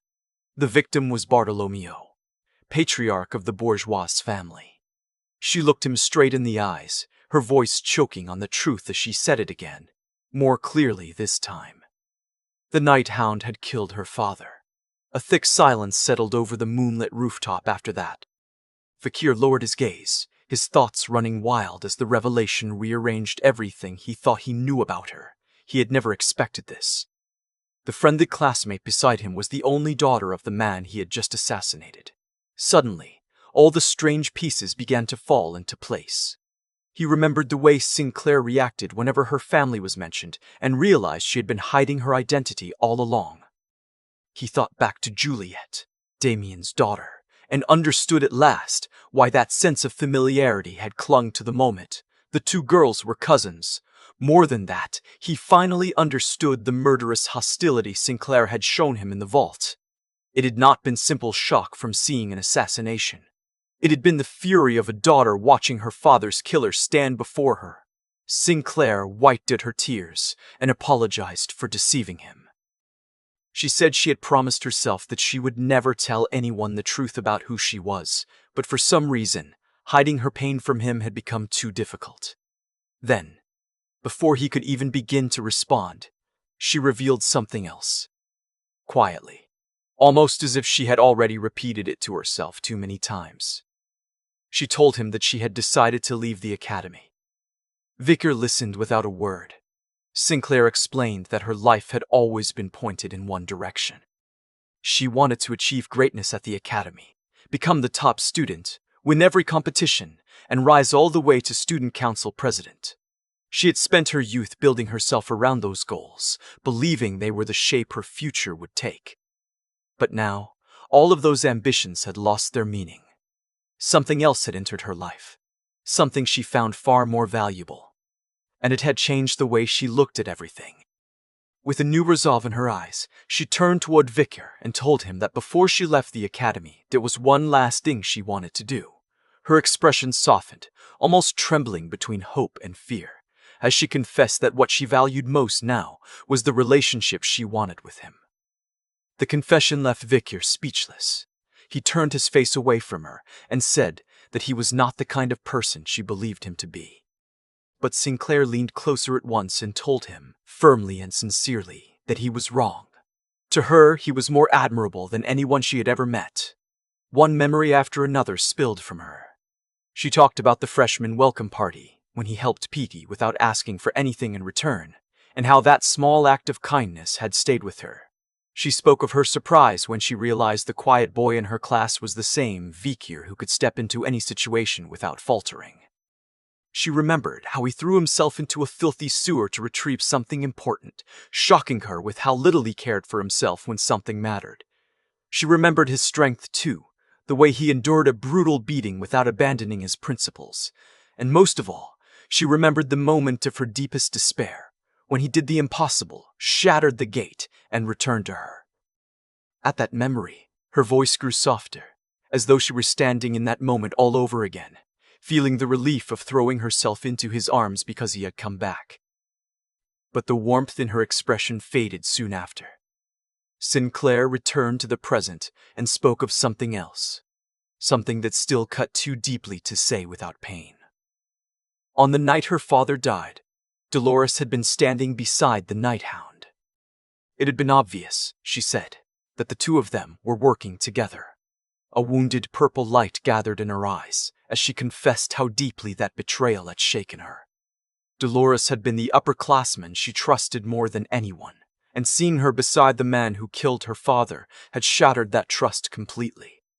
Then Sinclair looked at Vikir with a desperate kind of hope. She told him that he was the only person left she could still trust. She reminded him of the newspaper columns he wrote criticizing the Night Hound, and said that he, of all people, had to understand how vile that criminal truly was. Leaning closer, holding on to him with nothing but words, she pleaded that he was all she had left, and the only one who could understand her now. Vikir listened in silence until the last of her words faded into the night. Then he spoke her name. He rose to his feet and, in a somber voice, acknowledged both her situation and the feelings she had just laid bare before him. With his back partly turned, as if even facing her would make the answer harder, he told her that he could not accept her confession. Not now. The reason sat inside him like a wound. He knew that accepting her feelings out of pity would only be another form of cruelty. But there was something even heavier than that. Even if the man he killed had truly been the demon Bailey, the fact remained unchanged. He was still the Night Hound. He was still the one who had killed her father. The rejection struck Sinclair hard. Her lower lip trembled, and another tear slid down her cheek as she asked whether he meant he could not accept her feelings right now. There was still a thin, trembling thread of hope in her voice when she looked up and asked if he might accept them someday, when the time was right. Vikir hesitated. His expression tightened with conflict, because he knew he needed to end that hope cleanly before it kept growing into something crueler. He drew breath to answer, but before the words could leave him, Sinclair moved first. She stepped forward and wrapped her arms around him in a desperate embrace.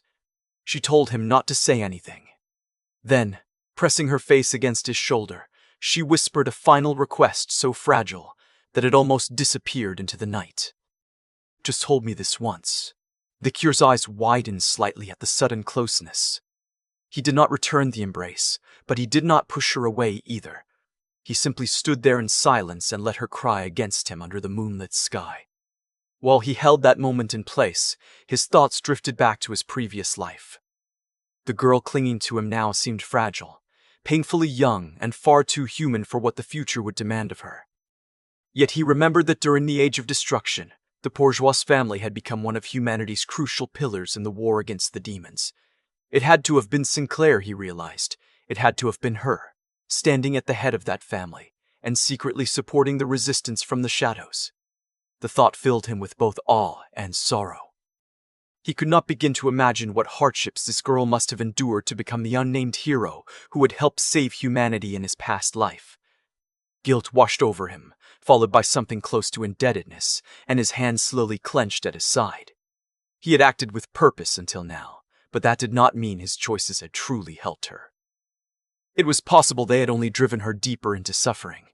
After a long moment, his fist loosened again. For now, he could offer her nothing grand. No truth, no promise, no redemption. The only thing he could give her was his presence. And so, at last, he raised his arms and gently held her in return, as the two of them stood together beneath the wide sky filled with stars. Elsewhere, inside the director's office at Colosseo Academy, Winston was giving a report on the campus greening project and the recent magical infrastructure upgrades. He explained that the number of trees and flower beds had more than doubled. He also noted that for the final exams and the parent-teacher meetings, the stadium's magic stones had been replaced with a new model. Deputy Headmaster Vincy Morg listened with concern rather than approval. He questioned whether the new magic stones had truly been tested enough to trust their durability. Winston responded with a warm smile and remarked that Vincy was, as always, deeply concerned for the students' safety. Vincy brushed the praise aside and claimed he was only a timid man worried about protecting his own position. Winston, however, did not accept the false modesty. He said he knew better than that. Then, as if to show that he had prepared carefully for the deputy headmaster's concerns, he slid a small ornate box across the desk. When Vincy opened it, surprise flickered across his face. Resting inside was a green bracelet set with a glowing purple gem. Winston explained that it was a special key designed to bypass the new magical barriers. He suggested that the students wear them to avoid any unnecessary issues with security. Vincy lifted the bracelet and studied the artifact's magical properties with a narrowed gaze. He asked whether something like this could be mass-produced. Winston told him that student bracelets had already been prepared, and that more could be made for the professors as well if resources allowed. Vinci admitted that the measure did not fully answer his concerns about durability, but it was still a useful precaution. He placed the bracelet back into the box and, for the moment, accepted the plan. Once that matter was settled, Winston's expression grew more serious. He told Vinci there was something else they needed to discuss, something left out of the official report. At once, the atmosphere in the room changed. Winston revealed that the matter concerned Professor Sadi's dismissal, and both men went still with tension. Vinci immediately asked why that subject was being raised again. He had assumed it was already finished. Winston explained that a formal complaint had been submitted against a Capitol Guard official for dereliction of duty. The explanation only made Vinci angrier. He complained that the officer filed endless reports while refusing to do actual police work such as searches and arrests. Worse, the same officer had even lost critical security information. With rising fury, Vinci slammed his hands onto the desk and said this went beyond mere negligence. It stained the reputation of both the Guard and the Academy, and in his view, it demanded severe disciplinary action. Winston calmly raised a hand and cut him off. He agreed that punishment was necessary. However, when Vinci suggested firing the officer outright, Winston turned toward the window and spoke without wavering. The punishment would be decided by him. That answer only enraged Vinci further. He shouted that the whole thing was complete nonsense. Winston did not argue with him. With his back still turned, he simply ended the meeting and told Vinci to leave for the day. Seething, Vinci stormed out of the office. As he moved down the hallway, his mind churned with suspicion. He became more certain with every step that Winston was hiding something important. The director's refusal to let him touch the matter felt less like an administrative decision and more like a warning to stay away from whatever lay underneath it. His determined stride was interrupted by a group of men waiting in the corridor. One of them asked whether he had found what he needed. The man, dressed in a brown jacket with a fur collar, handed Vinci a folder and told him to look at the documents inside. Vinci opened the file and found an old historical report. It described a bloody event that took place 35 years earlier, not long after the unification of the empire, when the heads of 47 noble families attempted a massive coup. As he read, his face darkened. The report detailed a widespread massacre and invasion of the imperial palace. In the end, the rebellion failed, and 46 of the 47 family heads were executed. The survivors were imprisoned in the high-security prison Vague. Vinci looked up and asked why the man had been searching for this particular record. The answer that came back was quiet, but it carried enough weight to chill the air between them. The man said he believed both Director Winston and Professor Sadi were connected to the 47 people incident. The worst event in the Empire's history. After the Vault incident, the capital city of Vanikor was alive with noise and movement. Colosseo Academy was hosting a parent-student lesson, drawing in the Empire's elite, along with members of the 7 great families and countless nobles. Even so, the thing that drew the most attention was not the gathering itself, but the final ranking match, the grand finale of the exams that was about to unfold inside the massive Colosseum. A large board displayed the tournament bracket for all to see. Among the key first-year participants were tutor Don Quixote and Bianca Faux Usher from the Ice Corps, and Granola de Leviathan and Sinclair from the Fire Corps. In the third-year Fire Corps, Dolores was set to compete beside a stern-looking male student. Standing among the crowd in plain clothes, glasses on and backpack over his shoulder, Vikir blended in like any ordinary student. Yet his attention was fixed on one person alone. Behind the lenses, his red eyes stayed locked on Sinclair. Seeing her there brought back the conversation they had shared on the rooftop the night before. Sinclair had apologized for being persistent and told him there was one last thing she needed to ask. She reminded him that he had said he could not accept her confession right now, then asked him a question filled with fragile hope. If he reached his goals one day, if the road he was walking finally came to an end, would he then be free to consider her feelings? The question had caught Vikir completely off guard. Looking up at the star-filled sky, he realized he had never once allowed himself to imagine such a future. His life had been consumed by revenge for so long that he had never thought beyond it. Still, after a pause, he admitted that if he ever did fulfill those distant and brutal goals, then perhaps she was right. Perhaps then he would have some freedom left to call his own. That answer was enough for Sinclair. A new resolve settled into her expression as she told him that was fine. Her feelings belonged to her, and she intended to wait for him, even if he told her not to. Vikir watched as she started to walk away, but before she could leave, he stopped her. He told her not to throw away everything she had worked for, and insisted that her efforts still had value. The words struck her deeply. She stood beneath the moon with tears streaming down her face, then looked up with a grateful smile and thanked him. Back in the present, Vikir watched Sinclair's name on the tournament board and understood what she had decided. Before leaving the academy and stepping onto a new path of her own, she intended to win. The thought tightened something inside him, because he knew his own time at the academy was running short as well. His mind turned toward the dark future waiting ahead. In an old memoir, he had once read of a disaster called the Colosseo tragedy, one of the last great catastrophes before the time of the fall, the apocalyptic era that reminded the world of the true scale of the demonic threat. Counting the months in his head, he knew it would happen in roughly half a year. His course was already decided. Once he finished what remained here, he would leave the academy and prepare for what was coming. As Vikir stood there and thought, a fierce red light glimmered in his eyes.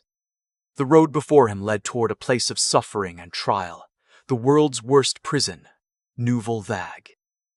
The image of that dark and menacing place rose in his mind and only hardened his resolve. Back inside the Colosseum, the excitement of the crowd swelled as announcer's voice rang across the arena. The final matches were about to begin. The first bout was called, and Tutor Don Quixote, a first-year student from the Ice Corps, entered the field carrying a glowing blue shield and a spear. His opponent was Bianca Faux-Osher, another first-year from the Ice Corps, armed with a bow and protected by a similar energy shield. The moment they appeared, the stands came alive. From one section, a huge man in golden armor bellowed loud enough to shake the air. He screamed at Tutor that the honor of their family was on the line and warned him not to return home if he lost. It was Cervantes' Don Quixote, patriarch of the Azure Spearman family. Not far from him sat another man with long dark hair and his arms folded across his chest, looking openly annoyed by all the noise. This was Roderick Usher, patriarch of the mystical Archer family. In a far calmer tone, though less sharp, he told Bianca to teach that ill-mannered household a lesson. Tudor turned to Bianca and apologized in advance, saying he would have to crush her because his father was watching. Bianca did not even blink. She shot back that her father was watching too, so she had no intention of holding back. Tudor looked offended and demanded to know how she could claim that when he had ranked above her in the midterms. Bianca called him an idiot and coolly explained that she had let him finish higher because she knew he would whine all day if he lost. In an instant, the two rivals were glaring at each other with open fury, trading insults and daring one another not to complain about the result. Their bickering climbed higher and higher until both of them erupted with power, their bodies blazing with aura as they prepared to fight. Watching from the stands, Granola de Leviathan clicked his tongue in disgust. To him, it was embarrassing that members of great families could act with so little class. Then he turned towards Sinclair, who was seated beside him, and called her a commoner as he boldly declared that the top position in the Fire Corps would be his. There was no way, he insisted, that he could allow a commoner to take that honor, let alone become the interim student council president. Behind the smugness on his face, Granola congratulated himself. This, he thought, was the perfect push-and-pull tactic. If he framed them as rivals, surely she would start paying attention to him. Sinclair did not even look impressed. After a long pause, she calmly told him that his behavior was childish and rose from her seat as if that was the end of the matter. Granola stared at her in confusion, unable to process the dismissal. And when she repeated the same judgment with that same cool expression, all the confidence drained out of him. He shrank down and muttered a meek apology. Elsewhere, on the academy grounds, Dolores sat alone on a park bench with a sigh caught in her chest. Her thoughts would not leave Sinclair alone. Again and again, her mind drifted back to the vault, to the moment when a furious Sinclair shoved her away, and to everything that came after. Dolores had tried more than once to speak to her since that day, but Sinclair had kept avoiding her. She did not know how she could ever explain the truth of what happened that night, or whether any explanation would even matter anymore. While she sat there wrestling with that helplessness, someone approached from a distance. It was Vikir. At once, an idea formed in Dolores's mind. She had seen how close he and Sinclair seemed to be, and in her desperation, she wondered if asking Vikir for help might give her one last chance to speak with her friend. It was an underhanded thought, and she knew it, but she felt cornered enough to consider it anyway. Just as she was about to call out to him, a small girl rushed past her with a bright cry full of joy. "Daddy, Vikir!" Before Vikir could react, Pomeranian Baskerville threw herself at him and hugged him tightly, happily declaring how much she had missed her daddy. The effect on the crowd was immediate. Whispers spread like sparks through dry grass as people turned and stared. Some asked if a little girl had really just called a student daddy. Others muttered that the two of them looked strangely alike. An older man with a mustache narrowed his eyes at Vikir in open suspicion. The scandal of it was so absurd that Vikir did the only thing he could think of. He grabbed Pomeranian and fled. Nearby, an aristocratic couple watched the scene with total disbelief and commented that it looked as though one child had somehow given birth to another. Yet no one was struck harder than Dolores. The sight stole the strength from her legs, and she sank to her knees in the park, staring after them with a face frozen in pure shock. All she could manage was one disbelieving word. "Daddy?" Vikir kept moving until he reached a quieter stretch of the academy grounds near the enormous ice-covered Colosseum. Only then did he finally slow down and let out a tired sigh of relief. Pomeranian, still riding happily on his back, squealed with delight and declared that running that fast had been fun. She immediately asked her uncle to do it again.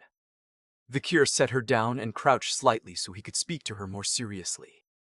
He explained that if she made jokes like calling him daddy in public, she would put her uncle in a very difficult position. His tone was not harsh, but it was serious enough that Pomeranian's eyes filled with tears almost at once.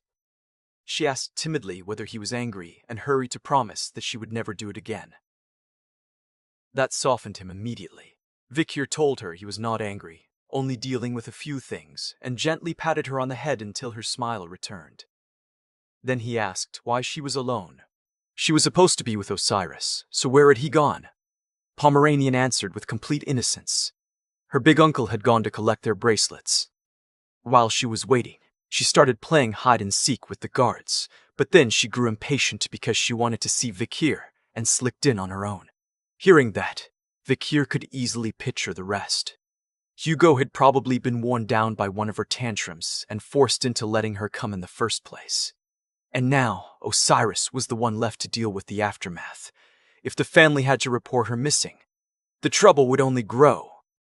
Pomeranian, meanwhile, looked up at him with no understanding at all of the chaos she had caused.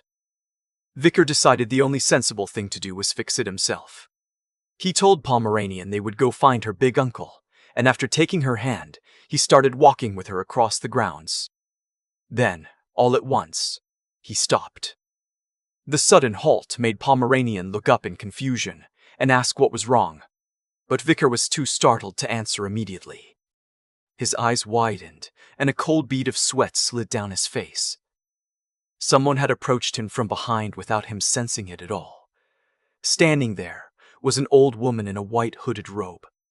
She leaned on a walking stick and held a small bucket in one hand. In a quiet voice, she simply said that she was thirsty. Vikir turned to face her fully, still shaken by how completely she had hidden her presence. As the old woman repeated her request, his gaze moved over her wrinkled face and glasses, and then the truth hit him. He knew who she was. This was the Pope of the Lawn Church and the matriarch of the powerful Quo Vadis family, Nabokothii. Quo Vadis. At more than 200 years old, she had lived since before the empire's unification, and was known as one of the last traditionalist saintesses. Why would someone of that stature be here at the academy? Worse, the situation should have been impossible. In his original timeline, he had only known her through history books, because by this point she was supposed to be dead. The records said she had been poisoned by someone on the inside, and that the attempt succeeded precisely because her own power had made her vulnerable. Looking at the living Pope standing before him now, Vikir understood with sudden clarity that history had changed again. He could not help wondering whether his actions since returning to the past had somehow caused her survival. For the briefest moment, hope stirred in him. Someone with power like hers could become a tremendous force for humanity's future. The next instant, her bucket swung through the air and smacked him cleanly on the head. The Pope's face twisted with senile irritation as she shouted at the boy to bring her water.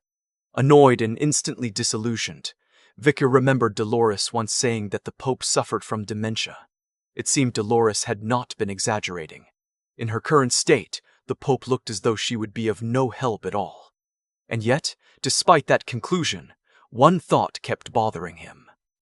The presence he had felt when she first arrived had been far too sharp and imposing to match the old woman now shouting about water. The commotion soon drew attention. Pomeranian puffed up and angrily defended her uncle, while Dolores came running toward them in a panic. She looked exhausted and out of breath, but relieved that she had finally found the Pope. Catching her breath, Dolores asked with concern where her attendant, Sir Peter, was and why she had wandered off alone. The Pope ignored the question completely and repeated that she wanted water. Dolores blinked in confusion. Was she thirsty? Vikir pointed toward a nearby well and said she could drink from there. But the Pope stubbornly held up the bucket in her hand and insisted they use that instead. The problem became obvious the moment they looked at it. There was a huge hole in the bottom. Peering through it, Pomeranian stated the simple truth. If they filled it with water, everything would leak right back out. The Pope studied the broken bucket for a moment and let out a thoughtful hum. Then, in a move that baffled everyone, she tossed the bucket straight into the well. As it sank, she declared with complete satisfaction that now it would not leak anymore. The mood around her shifted almost immediately. The senile irritation faded, and what remained in its place was a strange, clear-minded calm. Turning toward Vikir and Dolores, she said that all things were best in their natural form. If a floor had cracks or holes, she said, one should simply leave them be. Holes did not always need to be filled directly. Sometimes they could be enveloped by something greater, just as the water in the well surrounded the broken bucket. Then, reaching out gently, she touched Dolores on the cheek and told her not to force herself to fill every emptiness by hand. Some voids, she said, should simply be allowed to settle in their own time. The quiet advice struck Dolores deeply. Vikir, however, was unmoved by the philosophy. He cut in at once and pointed out the practical flaw. Even if the bucket was surrounded by water, they still could not use it to drink. The Pope looked at him with curiosity. From inside Vikir's collar, a small spider crawled out. He looked at baby Madame and told her to act. At the command, she spat a thick strand of web that sealed the large hole in the bucket completely. With the damage patched, Vikir lowered the bucket into the well, drew up clean water with ease, and then held the full bucket out to the Pope. Calmly, almost challengingly, he laid out the problem in plain terms. She was thirsty. Water was available. The bucket had a hole. In that case, should a person not do everything possible to get the water they needed? Pomeranian's eyes sparkled at once, and she asked if he had just used magic. Dolores, equally stunned, could only stare and stammer his name. The Pope said nothing. Instead, the clouded look in her face vanished, and a sharp, holy light rose in her eyes as she studied Vikir in silence. Before the moment could stretch any further, a man in priestly robes came running toward them, calling desperately for the Pope. It was Sir Peter, her attendant. Breathless but visibly relieved, he explained that he had been worried sick after she disappeared and thanked Dolores for staying with her. With Sir Peter there, the strange test seemed to end. The Pope's voice was clear now, steady and wise as she told Vikir that his method was valid. A knowing smile touched her lips as she described the path he walked, one of never giving up and always finding a way forward, no matter the obstacle. Then she told him that this was the kind of life he was destined to live. Vikir did not answer. He only stood there and listened, his expression unreadable. After giving her message, the Pope turned and told Sir Peter it was time to go. The attendant hurried after her at once, but after a few steps, she paused and looked back at Vikir.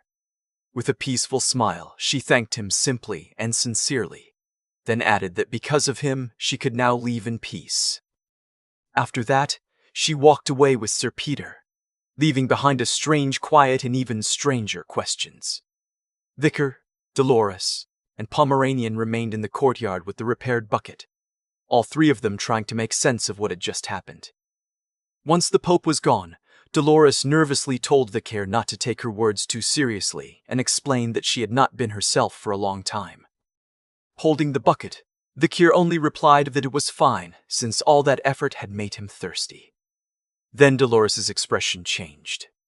Hesitating, she admitted that she had overheard what the little girl said earlier. Gathering her courage, she asked Vikir if he was really Pomeranian's daddy. The timing could not have been worse. Just as Vikir was about to drink, he choked and spat the water out in surprise. Dolores and Pomeranian rushed toward him, and between coughs, he quickly explained that Pomeranian was not his daughter at all. She was only an acquaintance's younger sister, and the whole thing had been a joke.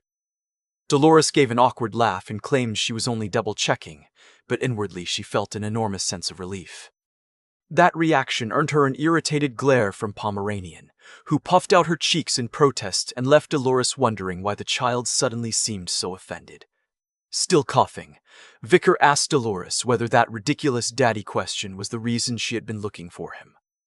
Dolores denied it at once, but admitted there was a favor she wanted to ask.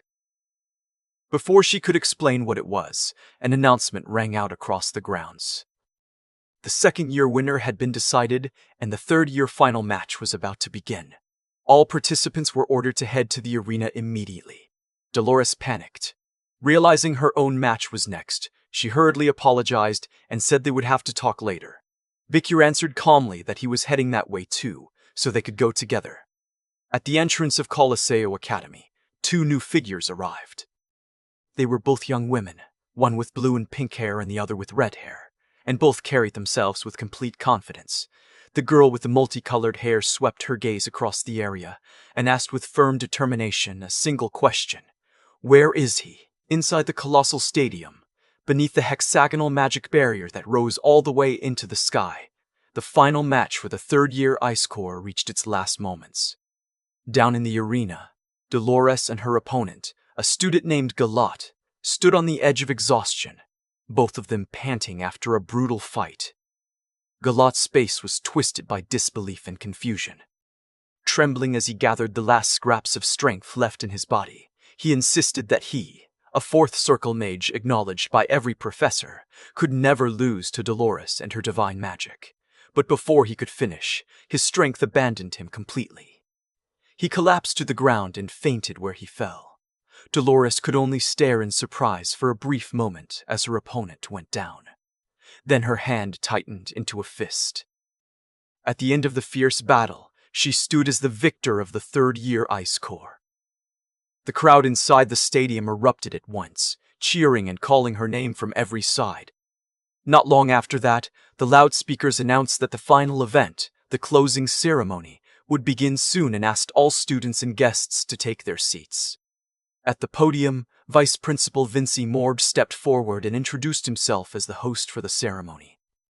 Standing before the full student body, Vinci began by telling the students of Cardinal Academy that he addressed them with love and respect.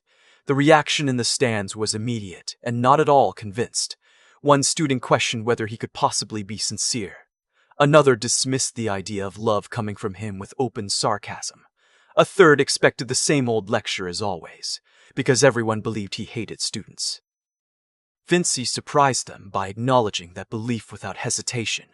He openly admitted that he knew they did not like him and found him irritating. Then he explained that his harshness had always been deliberate. He had treated them that way because he wanted to prepare them for the grueling road that awaited them beyond the safety of the academy. His goal, he said, had been to give them the wisdom and strength needed to endure hardship and overcome adversity.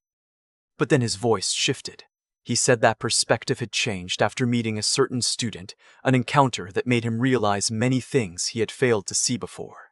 In his mind, several memories of Vikir rose one after another. He remembered Vikir standing up to Professor Sadi for the sake of students who could not afford their tuition. He remembered his own panic and fury when Vikir was trapped during the exam, shouting for the gate to be opened. Through those memories, Vinci confessed that he, a professor, had learned something valuable. What a student truly needs, he said, can only come from another student. When he returned to the present, he offered his sincere thanks to that unnamed student. His tone softened further as he gave a heartfelt prayer for the future of everyone gathered there. He hoped that every headwind that pushed them back would one day turn into a tailwind that carried them forward. He wished for the sun to shine warmly on them, and for a rainbow to appear even when rain came. He hoped that the sad days they would inevitably face would become the days that helped them grow, perhaps even more than the happy ones ever could. From the crowd, Sinclair listened with a somber and thoughtful expression, his words clearly reaching her. Vinci continued, saying that above all else, he prayed their lives would be filled with love, peace, hope, and accomplishment. Then he concluded by telling them they had done well over the past year and thanked them. As a final gesture of respect, he lowered himself into a deep bow before the entire student body. The effect of the speech was immediate. In the wake of Vice Principal Vinci Morg's unexpectedly moving words, the students in the stands were swept up by emotion. PG, Tudor, and Sancho were openly crying. PG blurted out his shock that Professor Vinci was even capable of speaking so warmly, while Tudor joked that someone else must have written the speech for him. Sancho, trying and failing to maintain his dignity, muttered that warriors did not cry. Beside them, Bianca stayed silent and unimpressed, her expression alone telling them to calm down. Dolores was also visibly moved. Thoughtfully, she remarked that the professor clearly had a lot weighing on his mind. The girl seated next to her was crying hysterically and agreed at once, saying she was deeply touched. Then the crying girl turned to Dolores and asked whether she was the student Vinci had been referring to, since she had interacted with him the most. Surprised, Dolores quietly denied it and said she did not think it was her. Not far away, Vikir listened from the crowd and pondered the same question. A bead of sweat slid down his face while one red eye glinted behind his glasses. Dolores, meanwhile, found herself wondering in silence who it was that had managed to open the stubborn professor's eyes. As Vinci stepped away from the podium, Headmaster Winston intercepted him and patted him on the shoulder, congratulating him on both the good work and the touching speech. Vinci flinched away from the praise, his face unreadable. Winston watched him leave with a thoughtful expression before stepping onto the stage himself. When Winston reached the microphone, he began with a light introduction and joked that the vice principal had given such a fine speech that it was difficult to follow. He said he should have prepared something better, and for a moment it sounded as though he would settle for the usual advice about doing their best in every moment. But his tone soon changed. It became personal and much more serious. Winston revealed that he had spent the past several months away from the academy in search of peace after his health declined because of a chronic illness known as mana overload. Only after losing his health, he said, had he truly come to understand how precious the present moment was. Then, with conviction in his voice, he told everyone there that no one ever truly knew when death would come. Not tomorrow. Not an hour from now. Not even in the next second. Because of that, he urged them to do their best in every single moment, since death was the one thing that remained fair to all people. At the end of his speech, Winston gave one final plea to the students who were about to begin their vacation. He begged them not to forget that life and time were precious. He urged them to live without regret, reminding them that they could die tomorrow, or even in the very next moment. Then his words were cut off in the most horrifying way possible. A huge purple tentacle, vicious and whip-like, suddenly shot forward and pierced straight through his chest. Blood sprayed into the air. Winston's eyes widened in absolute shock as life began to leave them.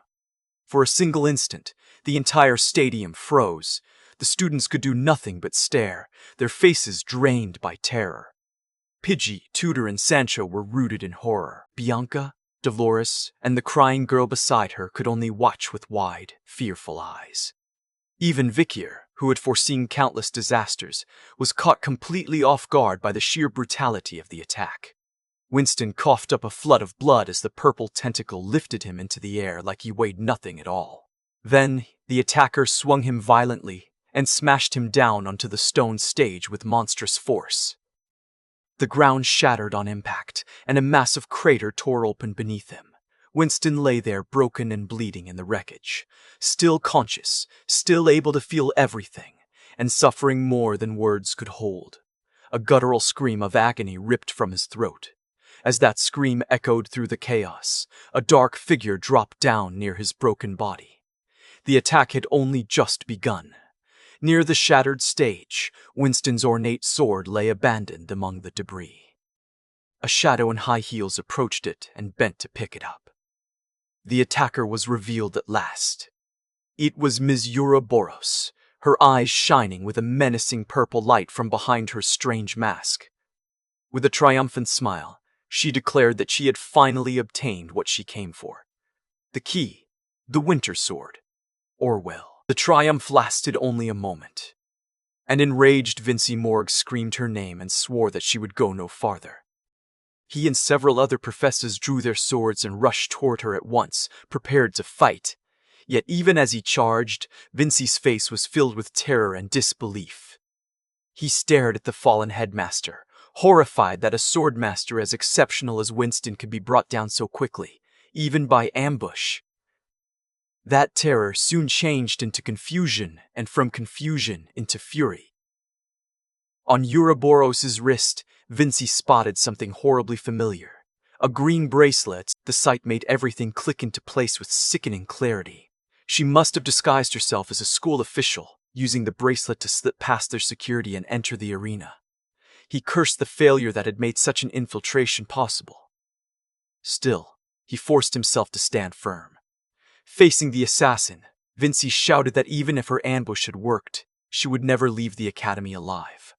A glowing blue magic circle bloomed in his hand. He declared the Coliseo Academy was an institution that revered the pinnacle of martial arts. With power blazing in his eyes and 2 determined professors at his side, he proclaimed that in terms of sheer strength, they were practically an army, and that she had no chance of defeating all of them alone. Ms. Ouroboros answered with a horrifying, jagged grin. Then, in a voice cold enough to freeze the moment itself, she asked Vincy a simple question. Had she ever actually said she was alone? Vincy froze.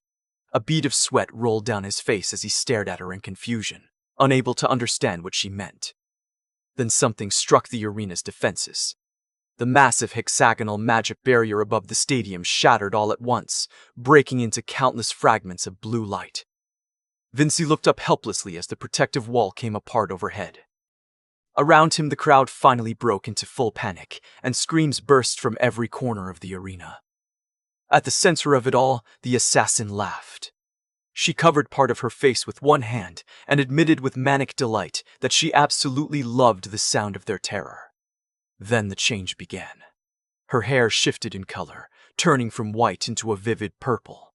Slowly, she pulled the blindfold-like mask away from her face while Vincy watched. He stood completely still, his face locked in total shock as recognition hit him.